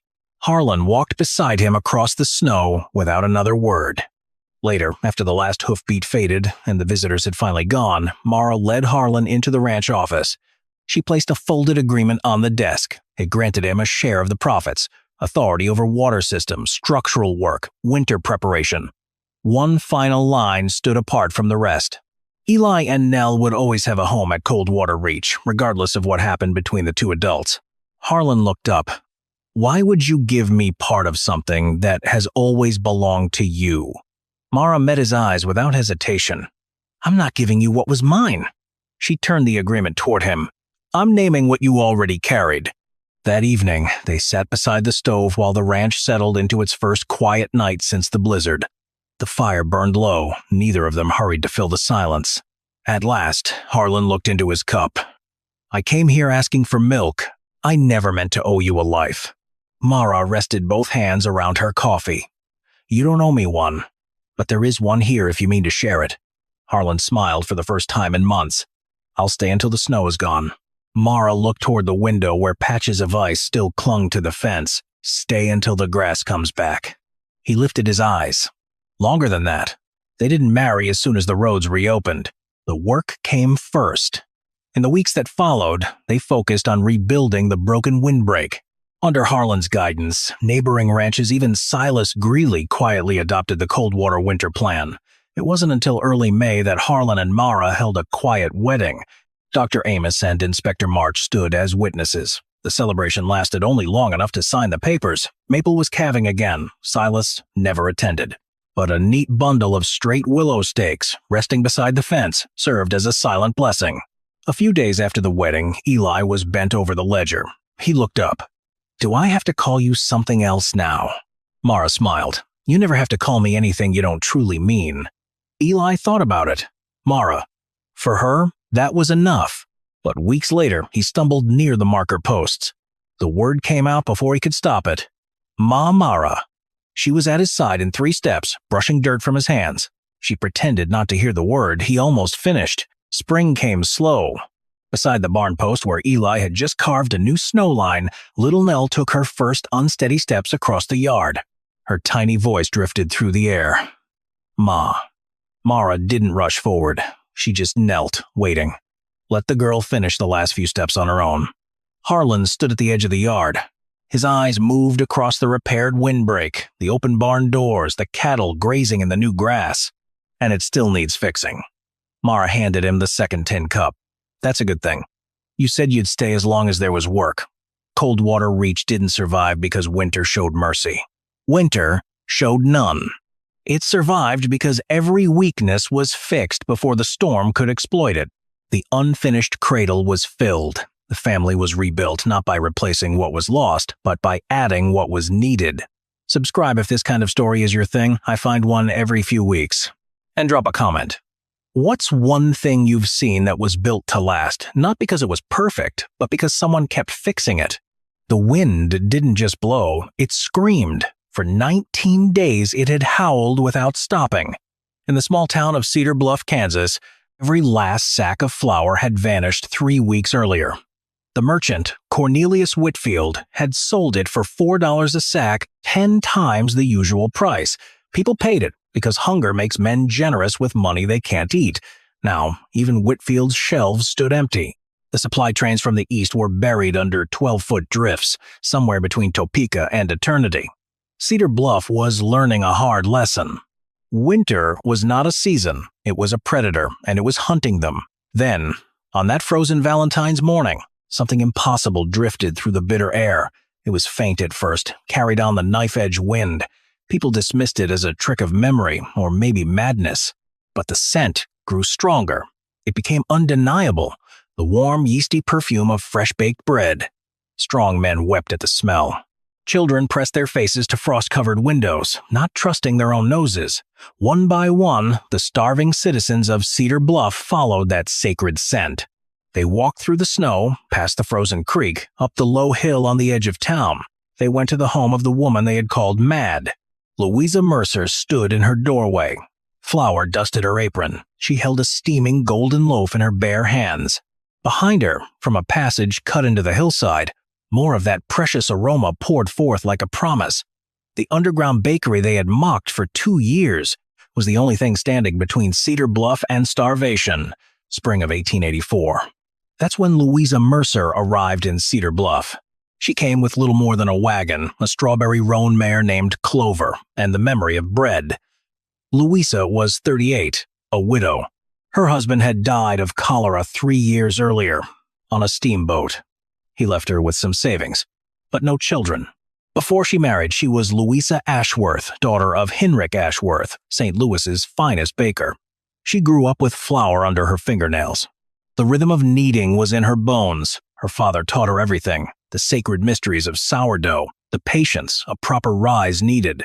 How a good loaf speaks to you if you know how to listen. After her husband died, she drifted west. She was looking for purpose. Cedar Bluff, Kansas, seemed like a good place to start over. The town was new. It was growing. It had cattle, money, and ambition. There was a general store, a church, a schoolhouse, and a saloon, but there was no bakery. Bread came in 2 ways. You could buy whatever the general store had. It was usually stale and hard as oak. Or the women of the town made it themselves. Their results varied. Louisa saw a chance to build something, but she also saw something else. Something the optimistic settlers of Cedar Bluff refused to acknowledge. She saw how exposed they were. The town sat on open prairie. No natural windbreaks, no forests for firewood, only one supply line that ran back east. She had lived through harsh winters in St. Louis. She had heard old-timers speak of winters further west. Their voices held a particular kind of fear. Cedar Bluff was betting its future on mild weather.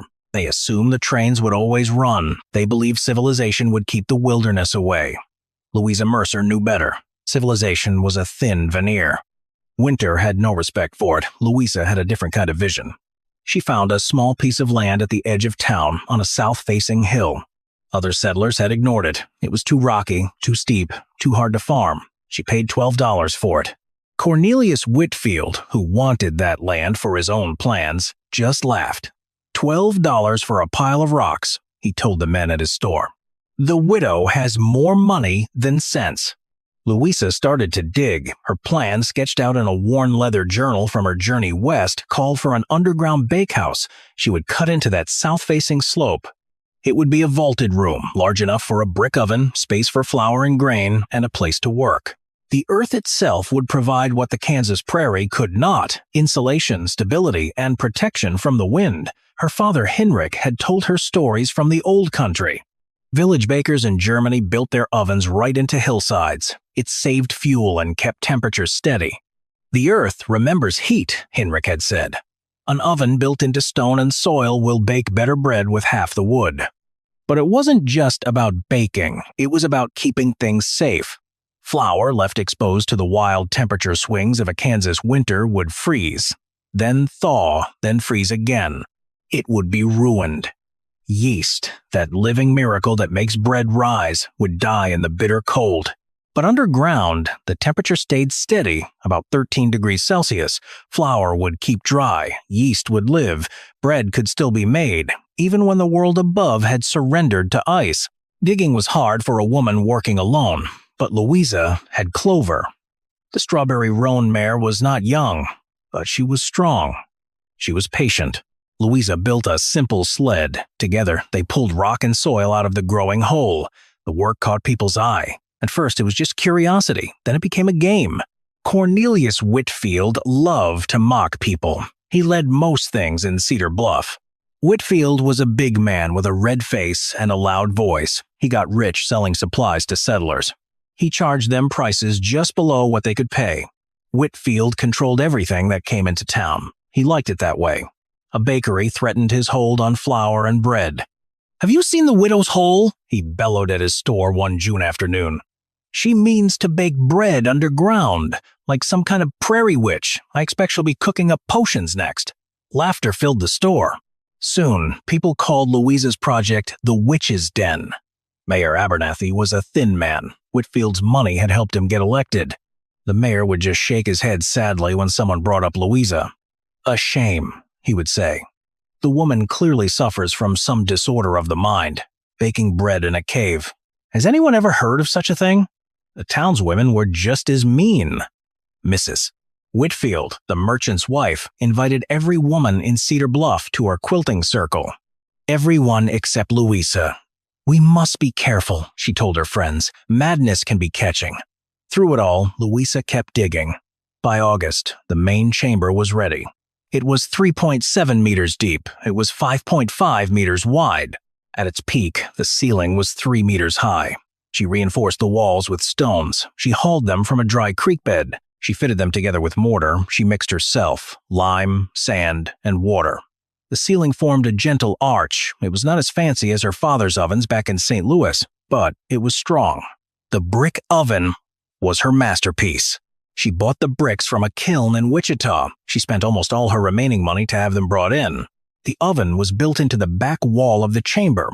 Its huge mass was designed to soak up heat from a small fire.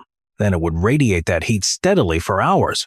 A stone chimney, angled just right, sent smoke up through the hillside. It did this without letting cold air pour back down. She installed heavy oak shelves for flour. She built tin-lined bins to keep out moisture and pests. Hidden in a small alcove near the oven, where the heat was most steady, Louisa kept a ceramic pot. Inside was her most prized possession, her father's sourdough starter. This starter had been alive for over 60 years. Henrik Ashworth, her father, had brought it from Bavaria as a young man. He kept it going through a long ocean trip, through hard times and good times, through war and peace. He gave Louisa a piece of it on her wedding day. She had kept it alive through everything since then. It was more than yeast, flour, and water. It was memory. It was family. It was proof that life could persist through anything if properly tended. The whole underground bakery, with the land, materials, and those special bricks, cost her $147. She opened for business in September of 1884. A loaf of bread cost 10 cents. That was half what Whitfield charged for his old, dry bread. Louisa's bread was amazing. It had a crisp, golden crust. Inside, it was soft and tangy. Cedar Bluff had never tasted anything like it. Soon, word spread. Families made their way to the Witch's Den, returning with bread that made their neighbors green with envy. Whitfield hated it. He started telling everyone that Louisa's bread was bad for you. He claimed baking underground was dirty. He said no good Christian would eat something from a hole in the ground. He even pushed the mayor to inspect her place, hoping to find a reason to shut her down. But the inspection found nothing wrong. Louisa's underground bakery was cleaner than most kitchens in town. The temperature inside stayed cool and steady. There were no flies, no rats, no mold. Mayor Abernathy looked hard for a reason to close her, but he found none. Still, the town kept its distance. They bought her bread, but they didn't accept her. Louisa sold her loaves, looked after her starter, and kept to herself.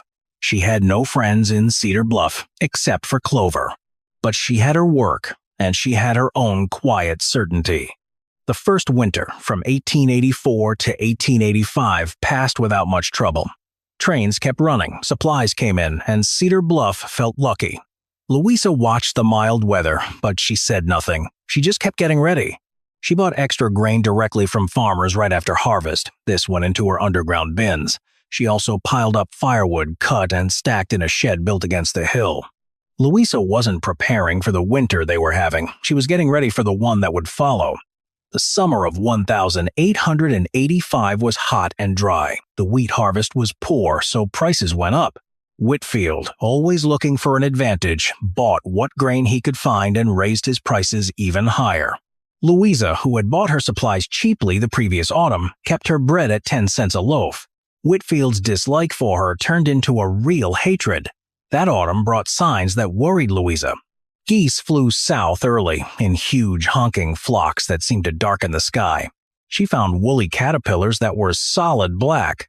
It might have been an old wives' tale, but her father had always believed in such warnings. Farmer Hoskins, who lived 5 kilometers north and had been on the prairie for 30 years, told anyone who would listen that a killing winter was coming. Nobody listened. They called him a pessimist. They called him a fool. In late October, Louisa doubled her firewood supply. She bought another 90 kilograms of flour from a farmer just passing through, paying cash when everyone else was buying on credit. She checked and rechecked her stores, her sourdough starter, her oven. Clover, her mare, moved into a small stable she had built into the hillside, connected to the bakery by a short passage. The mare would have shelter, warmth, and company through whatever was coming. Then came November. The first snows arrived. Heavy and early. They fell, and they just stayed. December was a brutal month. Temperatures plunged to negative 29 degrees Celsius, and they held there. The wind howled constantly, piling snow into drifts. These buried fences, they swallowed outbuildings. The supply trains, already running only now and then, stopped completely. A blizzard on December 18th piled drifts taller than a man across the tracks. Cedar Bluff was cut off. At first, people weren't too worried. Most families had enough supplies. Christmas passed quietly. Folks rationed what they had. But as January dragged on, the real truth hit them. Flour ran low. The meat was gone. Families who had never known real hunger began to understand what it meant. Whitfield's store became a terrible place. Every morning, a crowd gathered, hoping for news of the trains, hoping for some miracle of new supplies. Every morning, they left with nothing. Whitfield, who had kept the most goods, started selling at outrageous prices. A cup of flour cost $1. A pound of salt pork went for $2. People paid. They had no other choice. By February, even Whitfield's own reserves were gone. His shelves, once a sign of Cedar Bluff's wealth, stood empty. The town was starving. Through all of this, Louisa Mercer kept baking. Her witch's den, that underground room carved into the frozen hillside, stayed at a steady 13 degrees Celsius. The flour in its tin-lined bins remained dry and good. The sourdough starter, fed every day in its warm spot, bubbled with strong life. The brick oven, fueled by the firewood Louisa had carefully stored, gave off a steady, even heat. Every morning before dawn, she would go down into her bakehouse. She would start the fire. Then she began the ancient ritual. Mix the sponge, let it rise, knead the dough, shape the loaves, let them proof, slide them into the oven, wait, listen, and finally take them out at the perfect moment. Their crusts crackled, their insides were soft and steaming. For weeks, she had been quietly taking bread to those she knew were suffering most. There was Widow Patterson, whose husband had died in November, the Hoskins family, whose children looked thin and pale. The elderly Mullers, who had no one to help them. She asked for nothing in return. She simply left the loaves at their doors, wrapped in clean cloth, warm against the killing cold. The town is starving and hopeless. But the source of the impossible scent and Louisa's ultimate choice are about to be revealed. Subscribe to see what happens next. On February 14th, the wind finally shifted. For the first time in weeks, the air grew calm enough to carry a scent. It was the smell of baking bread. It drifted across Cedar Bluff like a visitation. A ragged procession began to gather. Whitfield himself led the way. He hung back, neared the little house, his pride fighting his hunger. Mayor Abernathy was there too, wrapped in a coat that had grown too large for his shrunken frame. Mrs. Whitfield, the woman who had organized the quilting circle that excluded Louisa, clutched her shawl. She would not meet anyone's eyes. Louisa stood in her doorway. Flour dusted her apron. A fresh loaf, still steaming, rested in her hands. Behind her, the passage to the underground bakery glowed with warmth and light. She looked at the people who had mocked her. They had shunned her. They had called her mad. She saw their hollow cheeks. She saw their desperate eyes. And she saw something else. She saw the neighbors she had hoped they might become. "Come in," she said simply. "There's bread enough." They filed in, one by one. They descended into the chamber they had called the witch's den. Inside, they found no darkness, no dread. Instead, there was warmth, there was order, and there was the sacred smell of fresh bread. Loaves lined the shelves. The oven glowed with steady heat. Clover, the mare, nickered softly from her stable nearby. Whitfield was the last to enter. He stood before Louisa. He was a man broken in more ways than one. His fortune, his pride, his certainty, all of it had crumbled. He opened his mouth to speak, but no words came. Louisa handed him a loaf. "Eat, Mr. Whitfield," she said. "Bread is meant to be shared." He took it with trembling hands. For a long moment, he simply held it. He felt its warmth. He smelled its life. Then, quietly, he spoke. "I mocked you," he said. "I tried to ruin you. I called you mad and worse. And yet you—" He could not finish. "I baked bread," Louisa said. "That is all. That is what I know how to do. The rest, the cruelty, the unkindness that belongs to yesterday. Today, we eat. Tomorrow we begin again." The bread of that long winter became a legend in Cedar Bluff. Louisa baked every day, offering loaves to anyone who came to her door. She never asked for payment. Many still insisted, leaving promissory notes, a piece of jewelry, or a promise of labor in the spring. When the thaw finally arrived in late March, the first supply train chugged into the makeshift station. Cedar Bluff had lost only 3 people to the brutal winter. All of them were elderly, already sick before the snows began. It was a miracle. Neighboring towns had not been so lucky. Whole families had died. Entire communities vanished from the map. Cedar Bluff survived because a woman they called a witch baked bread in a hole in the ground. The town faced a reckoning in April. Mayor Abernathy called a meeting. He stood before the assembly, a changed man. His voice was steady, but humble. "We owe this town's survival to one person," he said. "A woman we shunned, a woman we mocked, a woman who, when we had nothing, gave us everything." He turned to Louisa, sitting quietly in the back. "Mrs. Mercer, I speak for all of us when I say we were wrong, profoundly, shamefully wrong, and we are grateful beyond any words I possess." Then Whitfield rose. The bluster was gone from him. In its place was something quieter, something that might have been wisdom. "I have been a proud man," he said, "a greedy man. I charged my neighbors $4 for flour that cost me 20 cents. I hoarded when I should have shared. When the worst came, I had nothing to offer but empty shelves." He looked at Louisa. "You built something I could never understand. Not just a bakery, but a gift. A gift to people who had given you nothing but scorn." He paused. "I would like to learn, if you would teach me, if you would teach us all." Louisa stood. The room fell silent. "My father used to say that bread is the oldest kindness," she said. "Flour and water and time, transformed by heat into something that sustains life. It asks nothing of the one who eats it. It simply nourishes." She looked around the room at the faces of her neighbors. Faces that had once turned away from her now looked at her with something like hope. "I will teach anyone who wishes to learn," she said. "Not because you have earned it, but because bread is meant to be shared, and so is knowledge." That summer, 3 more underground bakeries appeared in the hills around Cedar Bluff. Louisa oversaw each one. She taught the women, and some of the men, the secrets of sourdough. To each new bakery, she gave a piece of her father's starter. It was a living connection to the old country, to old ways. It was the wisdom that had kept her going. Soon, a new phrase entered the local talk. Digging a Mercer. It meant building something others didn't understand. It meant getting ready for trouble no one else wanted to see. People said it with respect, even reverence. Cornelius Whitfield closed his general store in 1887. He had lost too much in money and in spirit to keep it open. But he found a new path. He became Louisa's apprentice. At 52, he started learning the baker's craft. He never truly mastered it, but he found peace in the work, in the simple rhythm of flour, water, and fire. Louisa Mercer lived to be 81 years old. She died quietly in the spring of 1927. She never married again. But she was never alone. The children of Cedar Bluff knew her as Grandmother Bread. Her funeral was the largest the town had ever seen.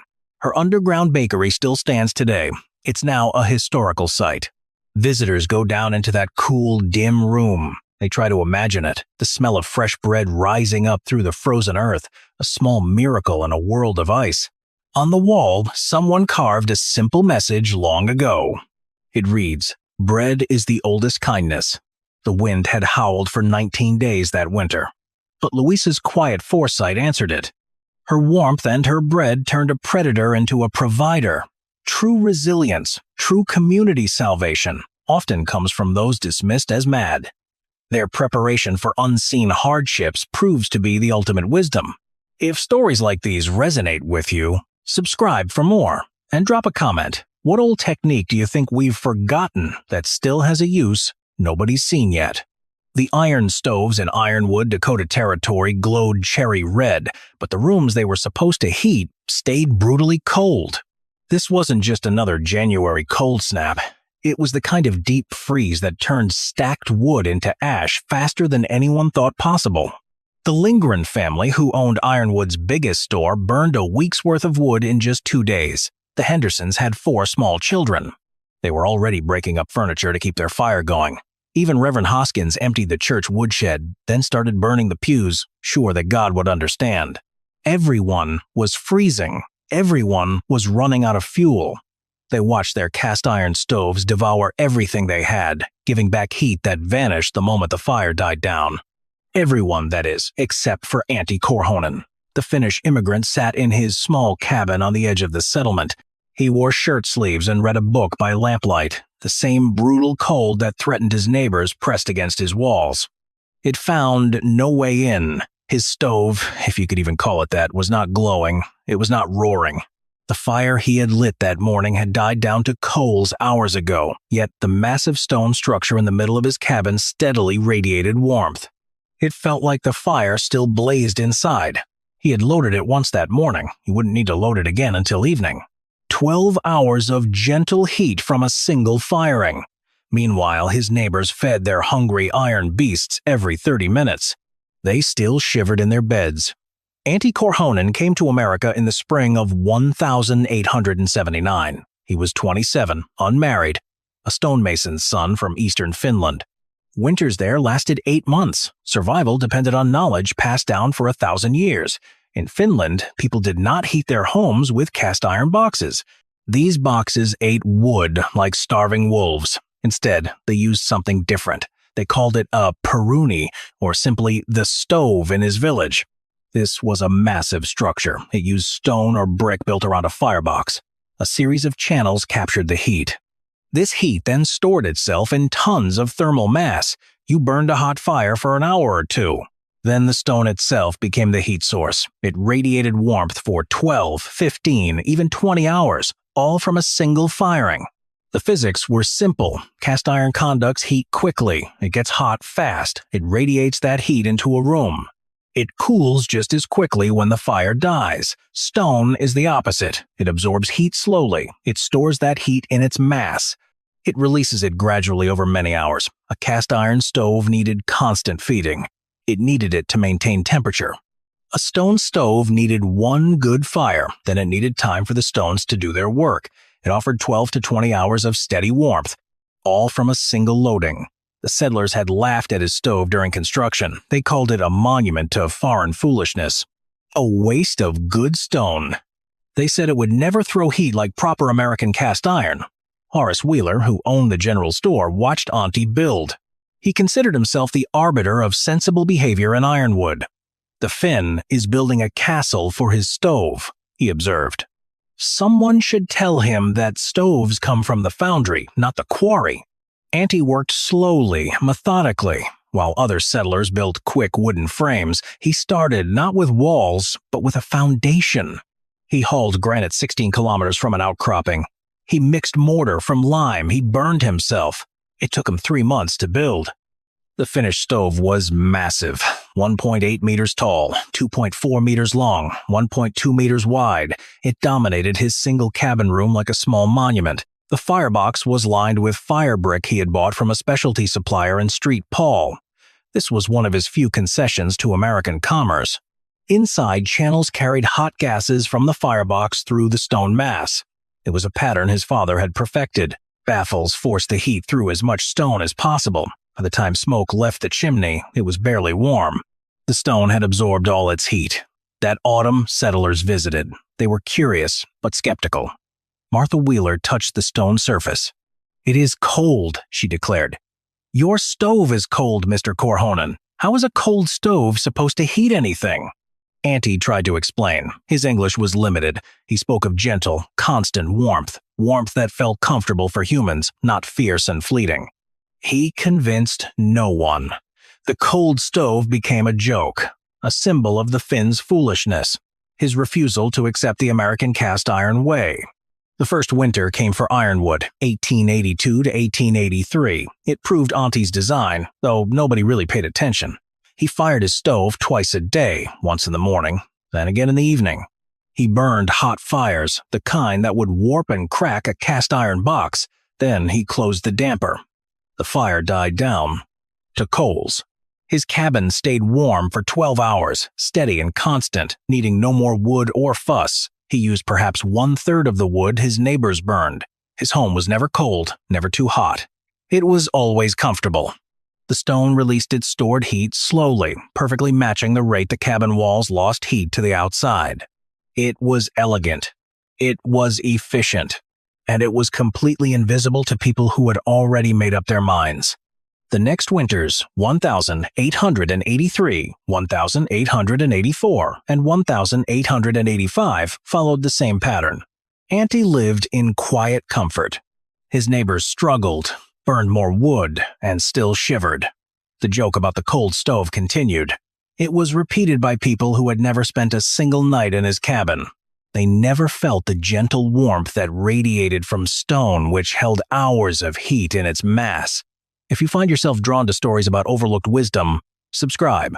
The real test for ironwood was still building, and it was going to be brutal. January of 1886 brought a cold unlike anything ironwood had ever known. Temperatures dropped to -40 degrees Celsius. They stayed there, day after day, without a break. The wind howled, pushing the effective temperature even lower. It was cold enough to kill livestock in minutes. Even inside their homes, humans were not safe. The cast iron stoves of ironwood fought hard. They glowed cherry red, burning through wood at an incredible pace. But the colder it got, the faster heat escaped through every wall, every window, every tiny crack. The stoves demanded more and more wood. The stockpiles dwindled. By the third day, families began rationing fuel. On the fifth day, they started burning furniture. By the seventh, the math was clear. There was not enough wood left in ironwood to keep every cast iron stove fed until the cold broke. The first death came on January 18th. Old Silas Ricks lived alone at the edge of the settlement. His stove went cold sometime in the night. His arthritic hands could no longer split kindling fast enough to keep the fire alive. They would not find him until spring, frozen in his chair, his wood box empty beside him. The crisis had arrived. But in his cabin, Auntie Corhonen remained warm. He burned his stove twice a day. He could have stayed in comfort. He could have let the people who mocked him face the consequences. But children were shivering in those cabins. They might die because their parents were too proud to learn from a foreigner. Auntie could not let that happen. Auntie walked into ironwood on the morning of January 19th. The cold felt like fire in his lungs with every breath. He went straight to the Wheeler store. All the town leaders were already there, trying to figure out what to do. "My cabin," Auntie said. His English was still thick, but clear enough after 7 years in America. "It is warm. The stove. My stone stove. It heats for 12 hours on one load. I have wood enough for the whole winter. Bring the families. Bring the children. There is room." Horace Wheeler just stared. This was the man who had laughed loudest at Auntie's stove. He had made jokes about cold stones for 4 winters. Now, this foolishness was their only hope. "Your stove," Wheeler said slowly. "The stone one. It actually works." "It has always worked," Auntie replied. "You never looked." The evacuation started that afternoon. 37 people crowded into Auntie's cabin over the next few days. Every family who could not keep warm in their own homes. Every person whose wood was gone. Every child whose parents finally put survival above pride. They brought what little fuel they had left, adding to Auntie's supply. They watched in amazement as he showed them the technology they had dismissed for so long. The stone stove took over the cabin. It had a huge presence, sending heat out from every side. Auntie lit it twice a day, letting it burn hot and fast for about an hour each time. Then, he would close the damper. The stone did the rest. The heat that came from it was gentle. It was steady, comfortable. Nothing like the harsh blast from cast iron stoves that would burn your skin if you got too close, leaving the far corners of a room freezing. On the second night, Martha Wheeler asked, her hand resting on the stone, "How is this possible?"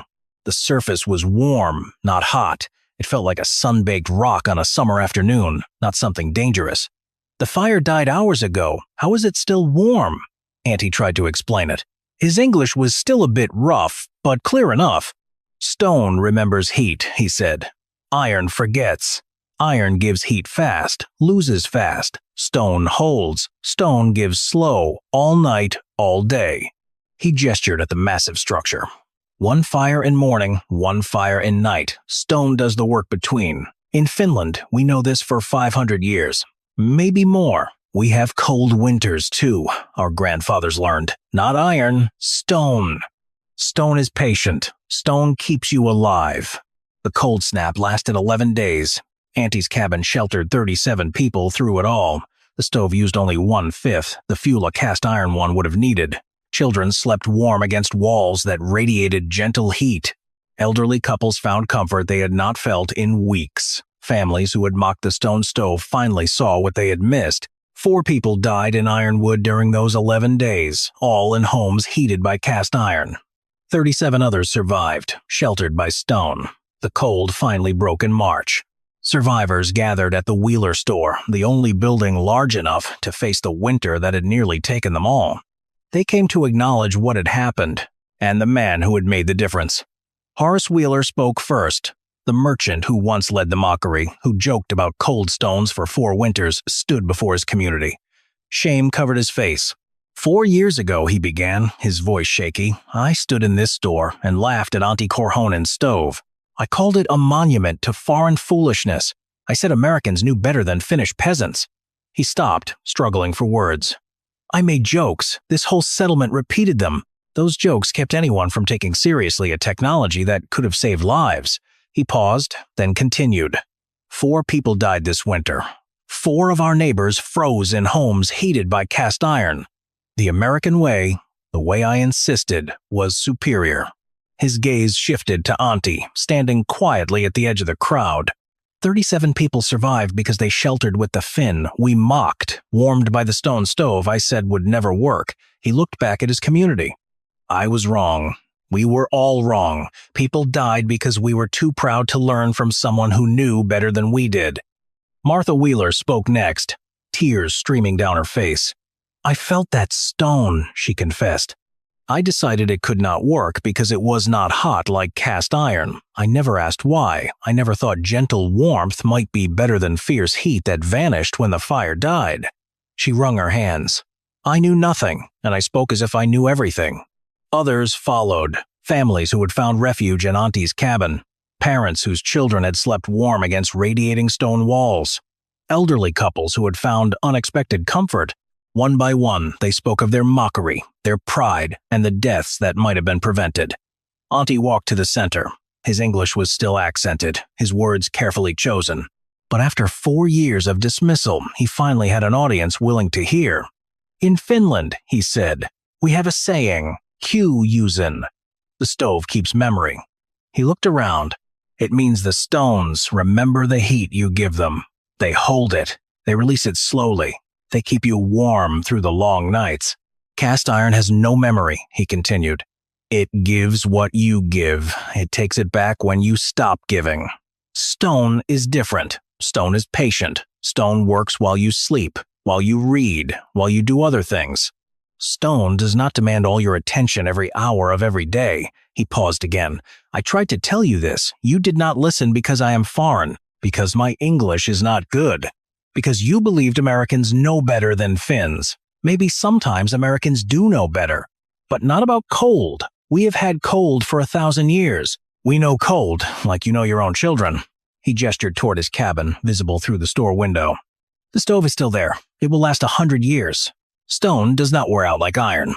I will teach anyone who wants to learn how to build such a stove. The knowledge is not secret. The techniques are not difficult. Anyone with stones and patience can have what I have. Then he looked at Horace Wheeler. You have lost 4 neighbors. But you can make sure no one else dies because they trusted iron instead of stone. That is the only thing I ask, that you learn and teach your children so the knowledge passes on. That summer, Ironwood transformed. 14 new stone stoves rose across the district. They were massive structures, built from granite and limestone, following Auntie's precise instructions. Each one took weeks to finish, but each one would last generations. They would radiate heat through winters that would devour any cast iron stove. Horace Wheeler built one in his own home. He tore out the cast iron stove that had nearly failed his family. In its place, he put stone. That stone would never fail again. He never made fun of foreign ways after that. He never just assumed American ways were better. He never again dismissed what he did not understand. The phrase building finish entered the language of the Dakota Territory. It spread across the northern plains. It meant building with heavy stone, trusting patience over quick heat. It meant understanding that old ways sometimes knew things the new ways had forgotten.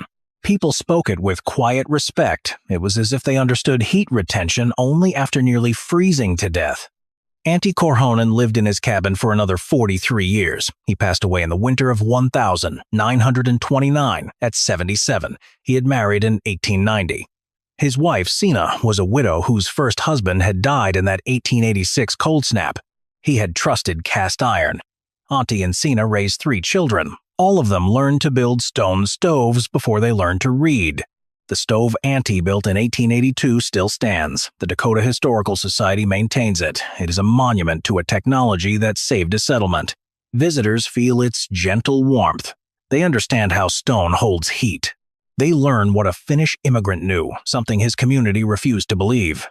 Above the firebox, an inscription is carved in Finnish and English. Ki muista. Stone remembers. The cast iron stoves of Ironwood, Dakota Territory once devoured wood at a rate that would exhaust every stockpile before February. They were replaced by stone stoves. These were built with patience, providing lasting warmth and memory. This ancient, patient technology, rooted in a deep understanding of nature, can outperform and outlast modern, resource-hungry solutions when true resilience is tested. The story of Ironwood and Auntie Corhonen goes beyond just stoves. It serves as a parable for our own time. We often prioritize speed and instant results. New technology gets chosen over methods that are proven, patient, and sustainable. We still build cast iron solutions today. They are quick fixes that consume resources rapidly. They offer immediate but fleeting results, and they often fail when things get hard. Think about our energy use, unsustainable farming, or supply chains that break down easily. The stone stove represents something different. It stands for resilience, sustainability, and a deep understanding of natural principles. It is about long-term thinking. It shows that thermal mass applies not just to heat, but to knowledge and culture too. The mockery of the cold stove shows how easily we dismiss wisdom, especially wisdom that does not fit our current ways of thinking. The challenge today is to recognize and value slow solutions. These solutions build real resilience. They might not offer instant returns. They might not fit modern expectations, but they work. Auntie's message was simple. Stone is patient. Stone works while you sleep, while you read, while you do other things. Stone does not demand all your attention every hour of every day. This applies to many areas. It works for building communities, caring for the environment, education, and even our personal well-being. It means investing in foundations that provide steady, lasting benefits. The lesson from Ironwood is clear. Sometimes the most advanced solutions are the ones that have stood the test of time. They do their work quietly, waiting for us to listen and learn. True building finish is not just about construction. It is about cultivating a mindset that values enduring wisdom over fleeting trends. Auntie Corhonen's journey represents a silent revolution. It transferred knowledge, not just technique. He brought a philosophy honed over centuries in Finland's boreal forests. This was about more than a better stove. It was a different way to live with the environment, with resources. The Finnish Peruni embodied this thinking. Survival through efficiency, patience as a virtue, wisdom passed down through generations. The American prairie had its own harsh winters. It became a crucible for this ancient technology, even though it resisted at first. The initial rejection showed the clash between local ways and imported wisdom. This happened even when that wisdom was crucial for survival. But the stone stove's success in ironwood proved sound principles work anywhere, no matter where they came from. It shows the power of careful observation and smart adaptation. It proves utility always wins over prejudice. This quiet revolution, started by one man and his patient stone, changed how a community lived. It embedded a piece of Finnish foresight into the American landscape. Antti Korhonen's arrival in America was more than just immigration. He brought a quiet revolution of knowledge. He carried a philosophy of living with extreme cold, forged over centuries in Finland's boreal forests. This was not just about building a better stove. It was about a different way to live with the land and its resources. The Finnish peruni, or stove, was the heart of this philosophy. It represented efficiency for survival, patience as a core virtue, and material knowledge passed down through generations. The American prairie, with its own brutal winters, became the perfect test for this ancient technology. The community's initial rejection showed the friction between established cultural norms and imported wisdom. This friction existed even when that wisdom was vital for survival. Yet the stone stove's success in ironwood proved the universal power of sound principles. It did not matter where they came from. It was a testament to careful observation, smart adaptation, and the eventual triumph of real usefulness over stubborn pride. This silent revolution, sparked by one man and his patient stone, changed how a community survived. It embedded a piece of Finnish foresight deep into the American landscape. Subscribe if this kind of overlooked wisdom fascinates you. There is more history hidden in plain sight. And, drop a comment. What ancient knowledge do you think we have forgotten that still holds powerful lessons for today? It was 43 degrees below zero. The wind howled down from the peaks at 95 kilometers an hour. Snow fell so thick that men froze to death within sight of their own front doors. This was February 1885 in the Colorado mining towns. 31 people died in that blizzard.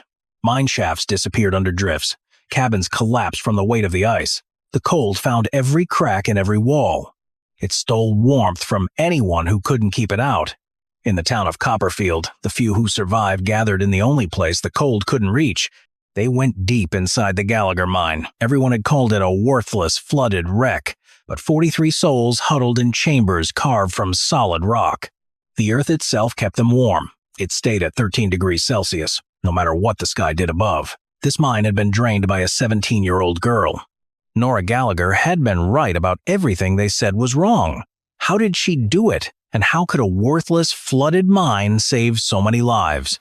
Nora Gallagher had lost everything 6 months before the blizzard. A cave-in had taken both her parents. Her father, Patrick Gallagher, was working the lower tunnel when the supports gave way. Her mother, Mary Gallagher, was bringing him lunch. They found them together, still holding hands, buried under 1,000 tons of rock that no one would ever move. The mining company abandoned that claim the same week. The accident had ripped open an underground aquifer, and water poured into the tunnels faster than any pump could handle. Within a month, the Gallagher mine was completely flooded. 60 meters of water filled shafts that had taken 10 years to dig. "The claim is yours," the company lawyer told Nora. He handed her papers that felt like a cruel joke. "For whatever that's worth, which is nothing, less than nothing. You'll still owe taxes on worthless land." Foreman Silas Crenshaw was there when she signed those papers. He had worked with Nora's father for years. He had been the one to tell her that her parents were dead. Crenshaw had even been the one to suggest the company abandon the flooded claim instead of trying to save it. "Sell it to the company for salvage," he told her. "We'll give you $50 for the equipment we can recover. That's more than anyone else will pay for a hole full of water." He paused, looking at her with an unsettling pity. "Your father spent 10 years digging that mine. Now it's a grave. His grave and your mother's grave. A grave for anyone foolish enough to go near it. Take the $50, girl. Go somewhere else. Start over." Nora looked at him. She saw his blackened hands. She saw his calculating eyes. She saw how he had already written off everything her father had built. She thought about her parents still holding hands deep beneath the earth. "No," she said. Nora moved into the cabin above the mine the day after her parents' burial. She had nowhere else to go, no family in America. No money for a boat ticket back to Ireland. No skills that anyone in Copperfield needed. The cabin was her last possession. The flooded mine beneath it was all her parents had left her. She spent the first week just staring at the water. It filled the main shaft, black and still and cold. It stopped about 3 meters from the surface. It hid everything her father had built. The tunnels were gone. The ore veins were out of reach. The future her parents worked for was drowned, but the water wasn't rising anymore. That was the first thing Nora noticed. The flood had stopped at a certain level. It stayed there, 3 meters below the surface. It was exactly where her father's drainage tunnel would have emerged, if he had finished it. That's when old Tomasz found her. He was 83 years old, a Polish mining engineer. He came to Colorado 30 years ago and never left. He had worked every major mine in the territory. He designed drainage systems for claims everyone called hopeless. He forgot more about moving water through rock than most engineers ever learned. "You're the Gallagher girl," he said one morning. Nora was studying the water level, the one with the flooded claim. "I'm the Gallagher girl," she answered. "I don't know what I have." Tomasz looked at her. "You have a mine that's waiting to be drained." He walked to the edge of the shaft. He looked down at the black water. "Your father was smart. He started a drainage tunnel before the flood. Did you know that?" "He never finished it," Nora said. "No, but he got most of the way," Tomasz replied. "Another 15 or 20 meters. The water would drain out on its own. Gravity would do the work. The mine would empty itself." Nora stared at him. "You're saying I could drain this?"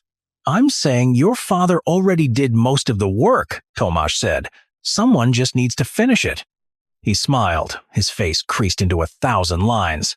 "The question is whether you're willing to dig 15 meters of tunnel through solid rock." She was willing. She had nothing else. Old Tomasz came every day that first autumn.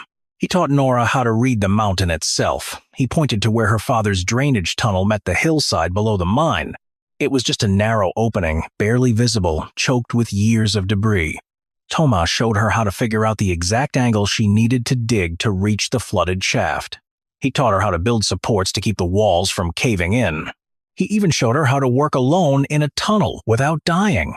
"Mining is patience," he told her. "The mountain doesn't hurry. The water doesn't hurry. Only fools hurry underground. Your father knew that. That's why his tunnels were the safest in the valley until the day they weren't. He taught her things no engineering school could ever teach. The faint feel of rock about to give way. The subtle sound of water moving through stone deep underground. The way the air changed when she was close to an open space. He told her to trust her hands, her ears, her instincts. This was wisdom from 50 years spent underground. One afternoon they sat at the tunnel entrance, eating bread and cheese. Tomasz told Nora about his home. "In Silesia, where I came from, we had mines that had been flooded for generations," he said. "Everyone said they were lost forever, but water always follows gravity. Find the right path, dig the right tunnel, and the water will leave on its own. It doesn't want to stay trapped any more than we do." Nora learned patience. She dug through the autumn, working by lantern light, carving through the same rock her father had planned to carve. She hauled the broken rock out by hand, bucket by bucket. A pile of stone grew larger outside the tunnel every day. Her hands blistered, then turned to tough calluses. Her shoulders ached, then grew strong. Her back learned to bend in ways it never had before. She worked 10 hours a day, sometimes 12, sometimes more. She worked until her arms couldn't lift a pickaxe anymore. Then she slept. Then she woke and worked again. She measured her progress in centimeters. 7 centimeters today, 10 centimeters tomorrow. Sometimes only 5 on the days when the rock was hardest. The people of Copperfield thought she was mad. They saw her disappear into the hillside every morning. They saw her emerge every evening, covered in rock dust and exhaustion. They heard about her plan to drain the flooded mine, and they laughed. Foreman Crenshaw came to see her work in November. He brought a group of miners who wanted to see the crazy orphan. "Look at this foolishness," he said, gesturing at the narrow tunnel she had carved. "She's digging toward water that will drown her. She's going to break through into that flooded shaft and die the same way her parents died." The miners laughed. Nora kept digging. "The Gallagher claim is cursed," Crenshaw continued. "It killed her father. It killed her mother, and it'll kill her too if she keeps this up. Mark my words. That mine will never be worked again. It's nothing but a grave now, and she's digging her way into it." Nora set down her pickaxe. She turned to face him. Her hands were calloused, her shoulders were strong, her eyes held something that made Crenshaw take a step backward. "My father believed in this mine," she said.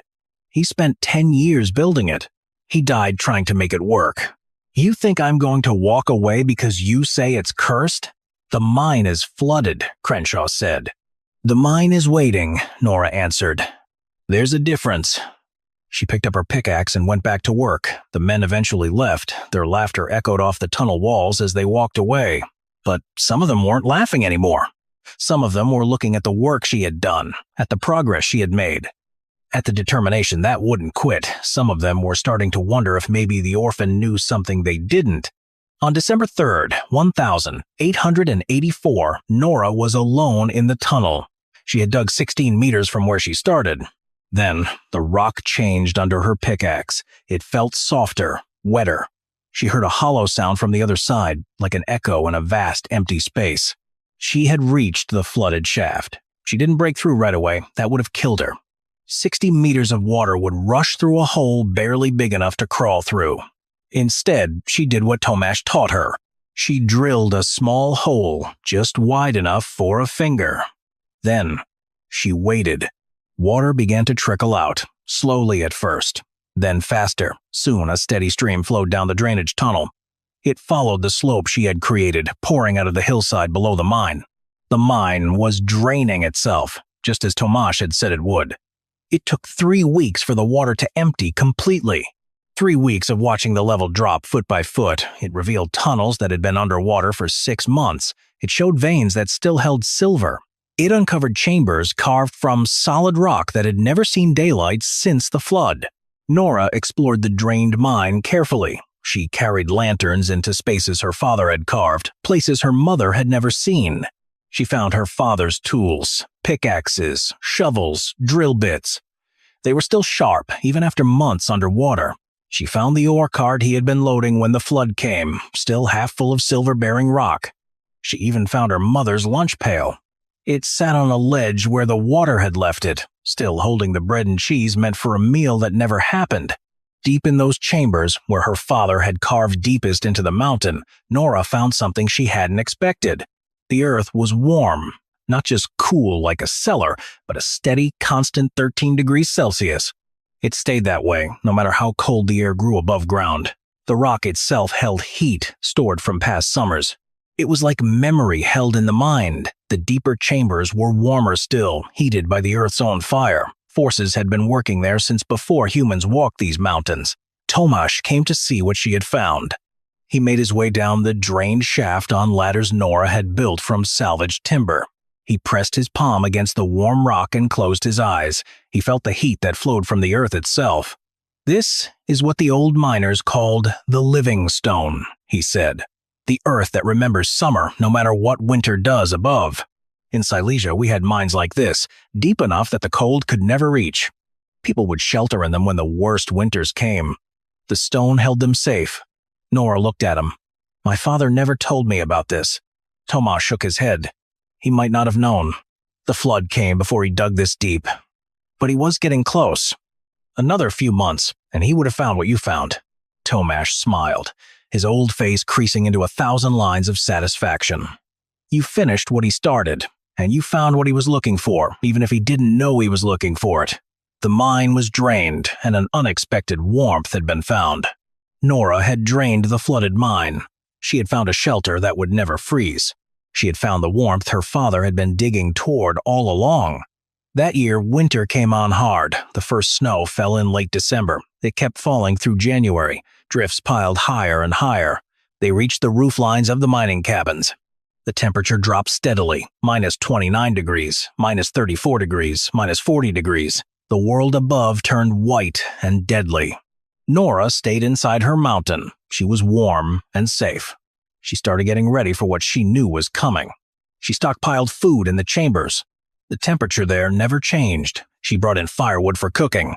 The stone itself gave enough warmth to survive. She built sleeping platforms along the warmest walls. There was enough room for dozens of people if they ever needed it. Some of the townspeople saw her getting ready. They asked what she was doing. Nora told them the truth. She was making the mine ready to shelter anyone who needed it. They laughed. They always laughed at everything she did, but Nora kept preparing anyway. The working mine started failing in early February, shafts filled with ice, equipment froze solid. Men who had worked underground their whole lives found themselves trapped. The cold was a force no fire could fight. Foreman Crenshaw's mines were too shallow to escape it. Their tunnels were for moving ore, not for keeping people alive. When the temperature dropped low enough, even the earth around them froze. Then the blizzard came. It hit on February 8th, 1885. There was no warning. A wall of white appeared on the western horizon. The wind went from a whisper to a scream in less than an hour. By nightfall, people were dying. The cold was a living thing. It hunted through every crack, every gap, every weakness in walls that had seemed solid. Cabins that had been warm became iceboxes. Stoves that had always been enough couldn't keep up. People huddled together under every blanket they owned. They still felt the cold stealing their lives. Foreman Crenshaw's house failed first. The wind ripped off his roof in the middle of the night. He barely got out alive. He struggled through the snow toward the company bunkhouse. But that was failing too. Windows shattered, walls buckled, heat bled away faster than the stoves could make it. By dawn of the second day, there was no place left to go. No place except the mine, everyone called cursed. The survivors came in ones and twos at first.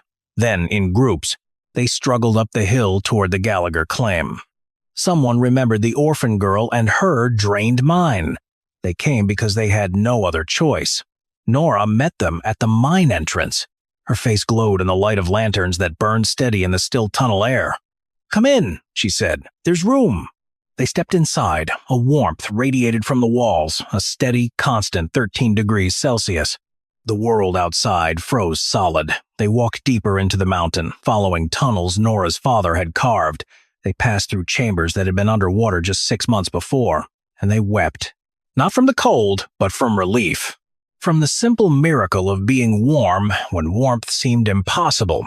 43 people crowded into the Gallagher mine that night, men who had laughed at Nora's work, women who had whispered she was mad.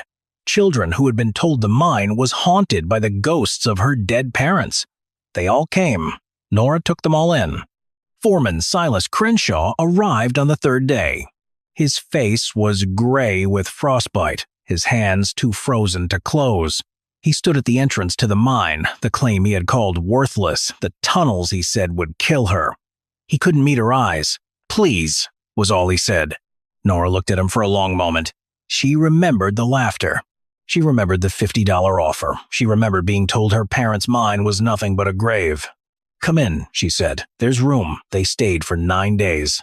The blizzard howled and died, leaving snow piled in drifts that would take months to melt away. Inside the mountain, they shared Nora's food, her water, and her warmth. They slept in tunnels her father had carved, on floors her mother had walked. The mine everyone once called cursed now held them safe. The children were the first to let go of their fear. They ran through the dark tunnels as if playing in a grand castle. Their laughter echoed off walls that had known only the ring of pickaxes and the boom of dynamite. Slowly, the adults followed. They began to see the mine as Nora saw it, not as a grave, but as a shelter. Old Tomash arrived on the 4th day. He had survived the storm, buried in his own cabin, wrapped in blankets and prayers.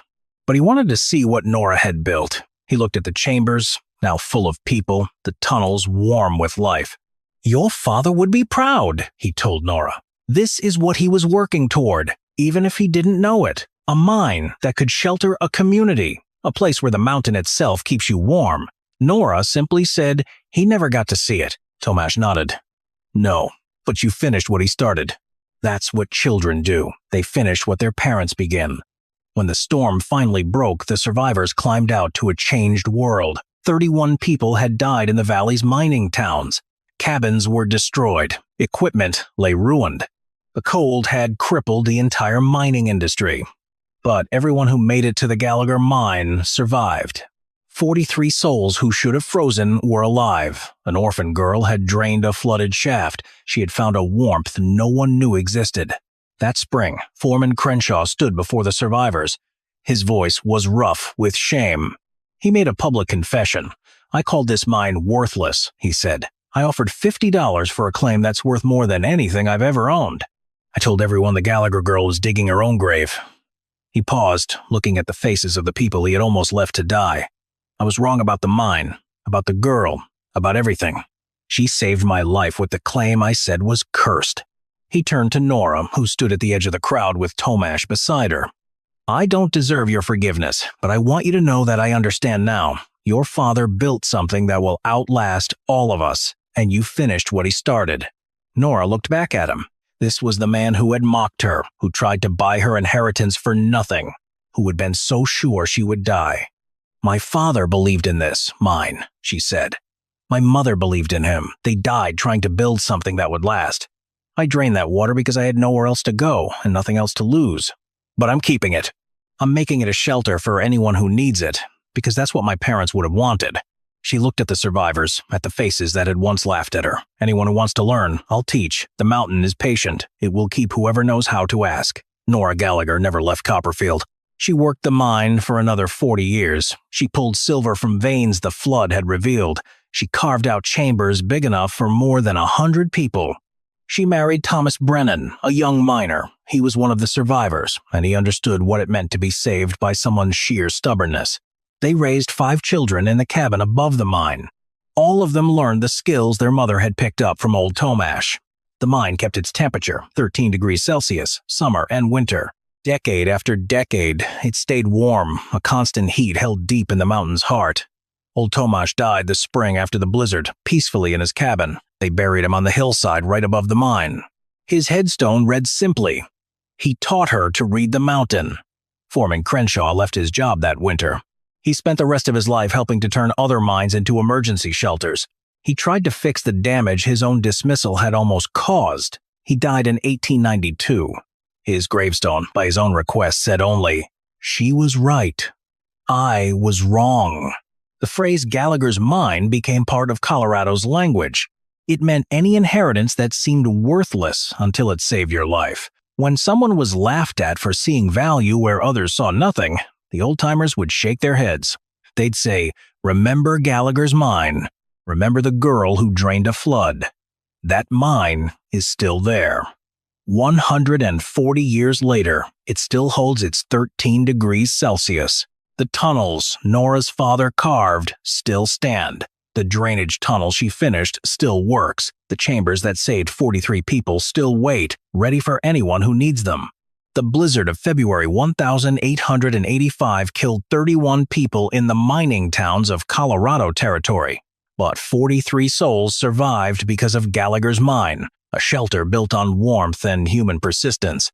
True value is often hidden in what others dismiss as worthless. Persistence can turn a grave into a refuge. Subscribe if this kind of story is your thing. There are more where this came from. And drop a comment. What old technique do you think we've forgotten that still has a use nobody's seen yet? January of 1887. They would later call it the Great Die-Up after the bodies were counted. But right then, in the furious Montana blizzard, the people of Clearwater had no name for what was killing them. The temperature had fallen to negative 40 degrees Celsius. Snow drifted higher than their rooftops, and the firewood was gone. 3 miles north of town, a small cabin sat in a shallow valley. Steam rose from the frozen earth around it. Inside, Ezra Whitmore added no wood to any fire. He didn't need one. His walls were warm to the touch, heated by ancient forces bubbling up from deep below. His buckskin gelding, Flint, stood content in a stable that had never known frost. Pipes under the floor carried water heated by the earth itself. They radiated warmth into every corner of the home, a place the people of Clearwater called the Devil's Bathhouse. Ezra poured himself a cup of coffee. He settled into his chair. He listened to the blizzard rage against his walls, impotent and useless. He wondered how long it would take before they came. Meanwhile, Thaddeus Crane, a man who had built his fortune selling timber, stood in the ruins of his own business. His lumberyard lay buried. His delivery wagons were frozen solid. His warehouse, stacked high with seasoned pine and oak, might as well have been on the moon. He had charged $3 a cord in autumn, then $5, then $10 as winter deepened. Now he had nothing left to sell at any price, and the cold was creeping into his own bones. How had Ezra Whitmore achieved this impossible comfort? And what would happen when the town discovered his secret? Ezra Whitmore arrived in Clearwater, Montana during the spring of 1884. He was 45 years old. For 20 years, Ezra had been a mining engineer, spending his days deep underground in Nevada and California. He crawled through the hot, unstable earth, seeing things most men only dreamed of. Rivers of molten rock, chambers of scalding steam, waters that could strip flesh from bone in seconds. But Ezra also saw something else. He saw how that terrible raw heat could be tamed, how it could be put to work, channeled, made to serve instead of destroy. Then, a cave-in ended his mining career. His left leg was crushed under a fallen beam. He learned to walk again, but he would never again climb down a shaft. The mining company gave him a small pension and a letter of thanks for his 18 years of service. He used that money to buy a wagon, a horse, and supplies. Then, he headed north. He wasn't looking for gold or silver. He didn't want farmland. Ezra Whitmore was looking for heat. The hot springs of the Yellowstone region were legendary. Ezra had read every report. He studied every survey. He knew that beneath the mountains and valleys of Montana and Wyoming lay a vast reservoir of geothermal energy places where the Earth's inner fire reached close to the surface. Most people saw these hot springs as just curiosities, places to soak tired muscles or to gawk at steaming pools. Ezra saw something else entirely. He saw a source of heat that would never run out, a heat that needed no chopping, no hauling, no buying. He saw independence. He found his paradise in a shallow valley. It sat 3 miles north of Clearwater. There, a cluster of hot springs pushed up through the rocky ground. Their water held a steady temperature of 60 degrees Celsius all year long. The biggest pool stretched about 6 meters across. Steam constantly rose from its surface. Mineral deposits ringed the edges, painted white, yellow, and rust. A faint but clear smell of sulfur hung in the air. Most settlers would have turned away. The smell alone would be enough. The strange, almost alien look of those mineral shapes would have sent them running. But Ezra Whitmore saw something else. He saw paradise. He filed a claim for 32 hectares. Those acres included the entire spring cluster. The land office clerk in Clearwater, a young man named Patterson, looked at the survey map. He couldn't hide his confusion. "This is the Sulphur Flats, Mr. Whitmore," he said. "Nothing grows there. The water's not fit to drink. The whole place smells like rotten eggs." "I am aware," Ezra answered. Patterson tried again. "You could have farmland, river bottom. There are good parcels available south of town." "I want this land," Ezra said. "This exact land." Patterson just shrugged and stamped the papers. The claim cost Ezra $12. It would be the best investment he ever made. News of the stranger's unusual land purchase spread quickly through Clearwater. It was a small town. Cattle ranching and the timber trade kept it alive. Any novelty was welcome entertainment. Then word got out that the newcomer planned to build a house right next to the hot springs. Not just next to them, but somehow incorporating them into his home. The entertainment became a sensation. Thaddeus Crane held court at his lumber yard. Ranchers and townsmen gathered there to buy cordwood and trade gossip. Crane was a big man. He had a red face and an easy laugh. His business was built on a simple truth. Montana winters were brutal. Men would pay a lot to survive them. He sold more firewood than anyone in the territory. He liked it that way. "The engineer means to heat his house with brimstone," Crane announced to the general, murmuring. "He'll build his cabin on the devil's doorstep and warm himself with hellfire." Crane snorted. "I expect Old Scratch will be charging him rent by Christmas."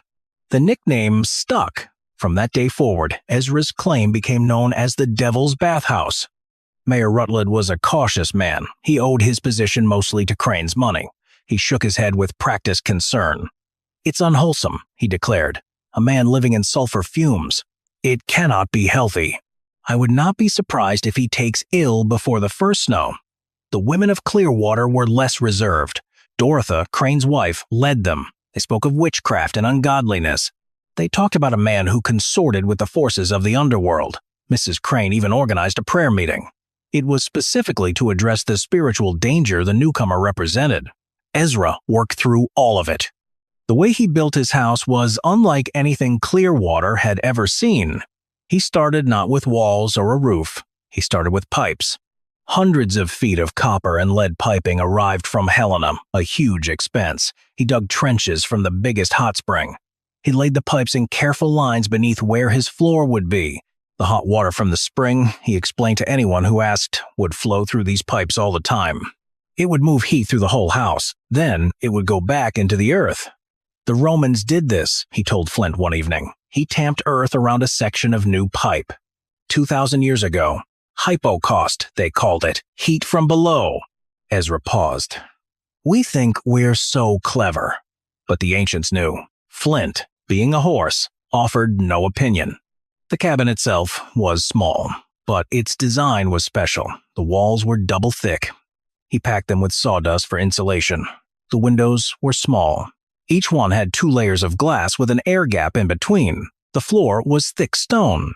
Ezra chose it because it could soak up heat from the pipes below and then send it out into the room. A stable next to the cabin, connected by a short passage, would keep Flint warm with the same system. The total cost, including the land, all the materials, and that precious piping, came to $287. By October of 1884, the Devil's Bathhouse was finished. The first real test came with the autumn frosts. As temperatures fell, the people of Clearwater started lighting their stoves and fireplaces. Ezra Whitmore did nothing. His cabin stayed warm. The stone floor put out a gentle, steady heat. The walls felt no cold. Every other house in the valley grew chilly. Curious visitors came to see it. Most left shaking their heads. They just could not understand what they saw. It's unnatural, said Samuel Briggs, the blacksmith. Heat without fire. It goes against the Lord's design. Mrs. Patterson, the clerk's wife, wrinkled her nose. The smell alone would drive me mad, she said. Sulfur in your nose day and night. How does he even sleep? The truth was, the sulfur smell inside the cabin was faint. Ezra had made sure the system kept it to a minimum, but the truth mattered less than what people believed. The Devil's Bathhouse stayed a place of suspicion and ridicule. Thaddeus Crane watched Ezra with particular attention. A man who needed no firewood would never be his customer. Worse, if others followed Ezra's example, Crane's entire business could collapse. He doubled down on his mockery. The engineer sits in his sulfur pit like a lizard on a rock, Crane told the men at the saloon. Cold-blooded, I reckon. Not quite human. He said a man should earn his warmth with honest labor, chopping wood, hauling timber. Not squatting over the devil's chimney like some kind of heathen. The mockery continued through the mild winter of 1884 to 1885. It went on through the moderate winter that followed. Ezra sold no firewood to Crane's customers. He rarely came to town at all. He tended a small garden in the warmth near the springs. A few chickens thrived in his heated stable. He lived a quiet, self-sufficient life. But Ezra watched the sky. He worried. An old Crow woman lived in the hills. She spoke broken English, shared with few white men. She told him a great cold was coming. 3 winters, she had said, holding up 3 gnarled fingers. 3rd winter, the death winter. Many die. She pointed at Ezra, then at the steam rising from his springs. You live.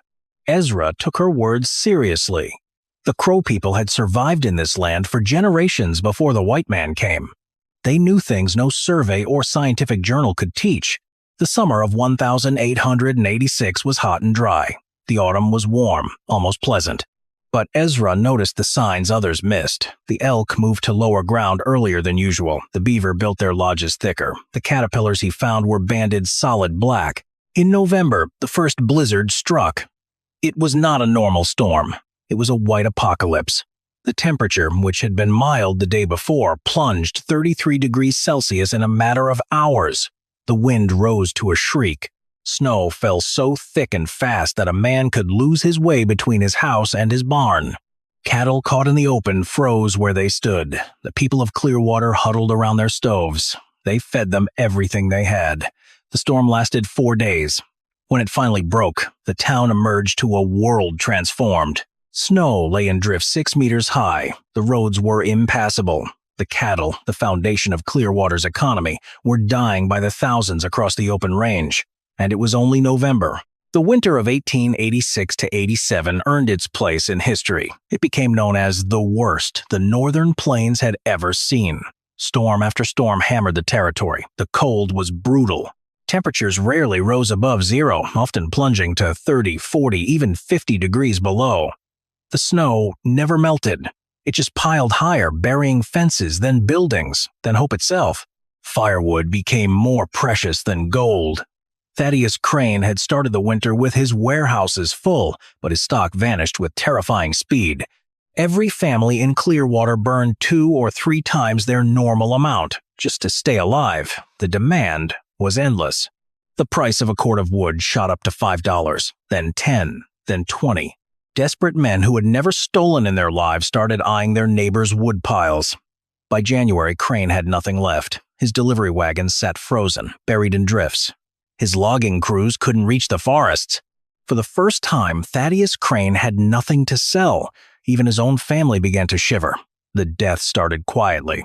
Old Mrs. Hernandez lived alone at the edge of town. They found her frozen in her bed. She had burned her furniture, then her books, then everything else that would catch fire. The cold took her anyway. A week later, the Younger family, a mother, father, and 3 children, died when their cabin collapsed under the weight of the snow. They couldn't dig themselves out in time. Clearwater was dying. 3 miles north, Ezra Whitmore lived in impossible comfort. His geothermal system worked perfectly. Hot water from the springs flowed constantly through his pipes. The floor stayed a steady 21 degrees Celsius, no matter the chaos outside. His well-insulated walls held the warmth inside. His stable was so warm he could groom his buckskin gelding, Flint, without gloves. Ezra had months of food, dried meat, preserved vegetables from his thermal garden, and eggs from chickens that never knew a cold day. His water came from a small spring that emerged warm from the earth, never freezing. Ezra was immune to the disaster destroying his neighbors, but he was not without conscience. This catastrophe was only just beginning. Ezra Whitmore made his first delivery on a January morning. The temperature stood at minus 38 degrees Celsius. He loaded his small sledge with blankets, dried food, and jugs of warm water. Then he drove Flint through the frozen wasteland toward town. The journey took 4 hours. They pushed through drifts that would have stopped any horse less hardy than Flint. He stopped first at the Hernandez place, but he was too late. He then went to the homes of those he knew were most vulnerable, the elderly, the sick, the families with young children. He left supplies at their doors, never waiting for thanks. Ezra was not seeking gratitude, he was simply seeking to help. Word of his actions spread quickly. The man from the Devil's Bathhouse was delivering aid. The man they had mocked was offering salvation. By the end of January, a steady stream of refugees began making the treacherous journey to Ezra's Valley. They came on foot, on horseback, and in wagons pulled by starving mules. They came because they had heard a rumor a place existed where warmth was real, a place where the earth itself provided heat, a place where a man could survive without firewood. Ezra welcomed them all. His cabin could not hold everyone, so he helped them build shelters near the springs themselves. These were simple structures of canvas and timber. He positioned them to catch the warmth that rose from the steaming pools. It was not comfortable, but it was survivable. The springs that had once seemed so strange and unwholesome now felt like a miracle. Thaddeus Crane was among the last to arrive. He came on a February afternoon. His fine coat hung in tatters. His proud bearing was broken. His wife and children walked beside him. They were too exhausted to ride the horse that could barely walk itself. Crane stopped at the edge of Ezra's property. He could go no farther. Ezra met him there. For a long moment, the 2 men simply looked at each other. The lumber baron who had called Ezra cold-blooded, the man who had laughed at his methods, the man who had profited from the very dependency Ezra had sought to escape, and the engineer who had been proven right in the most terrible way imaginable. "Mr. Whitmore," Crane said, his voice barely a whisper, "I have come to beg." Ezra looked at the man's family. His wife shivered uncontrollably. His children had the hollow eyes of those who had known true cold. He looked at Crane himself, broken and desperate. "You are welcome here," Ezra said simply. "All of you. Come inside and warm yourselves." Crane's eyes filled with tears. "After everything I said." "Words spoken in ignorance are easily forgiven," Ezra replied. "Come.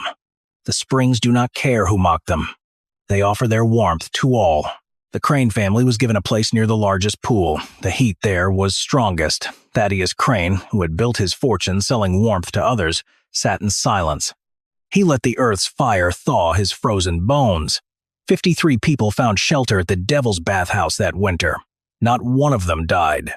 When the spring thaw finally came in late March, the true scale of the disaster became clear. An estimated 60% of the cattle in Montana Territory lay dead. Dozens of settlers froze in their homes. The people of Clearwater finally understood what they owed to the man they had ridiculed. A town meeting was called in April. The church was too damaged to use, so they gathered in Crane's empty lumber warehouse. It was a bitter irony, lost on no one. Thaddeus Crane stood to speak first. He was a changed man, humbled in ways that went deeper than words.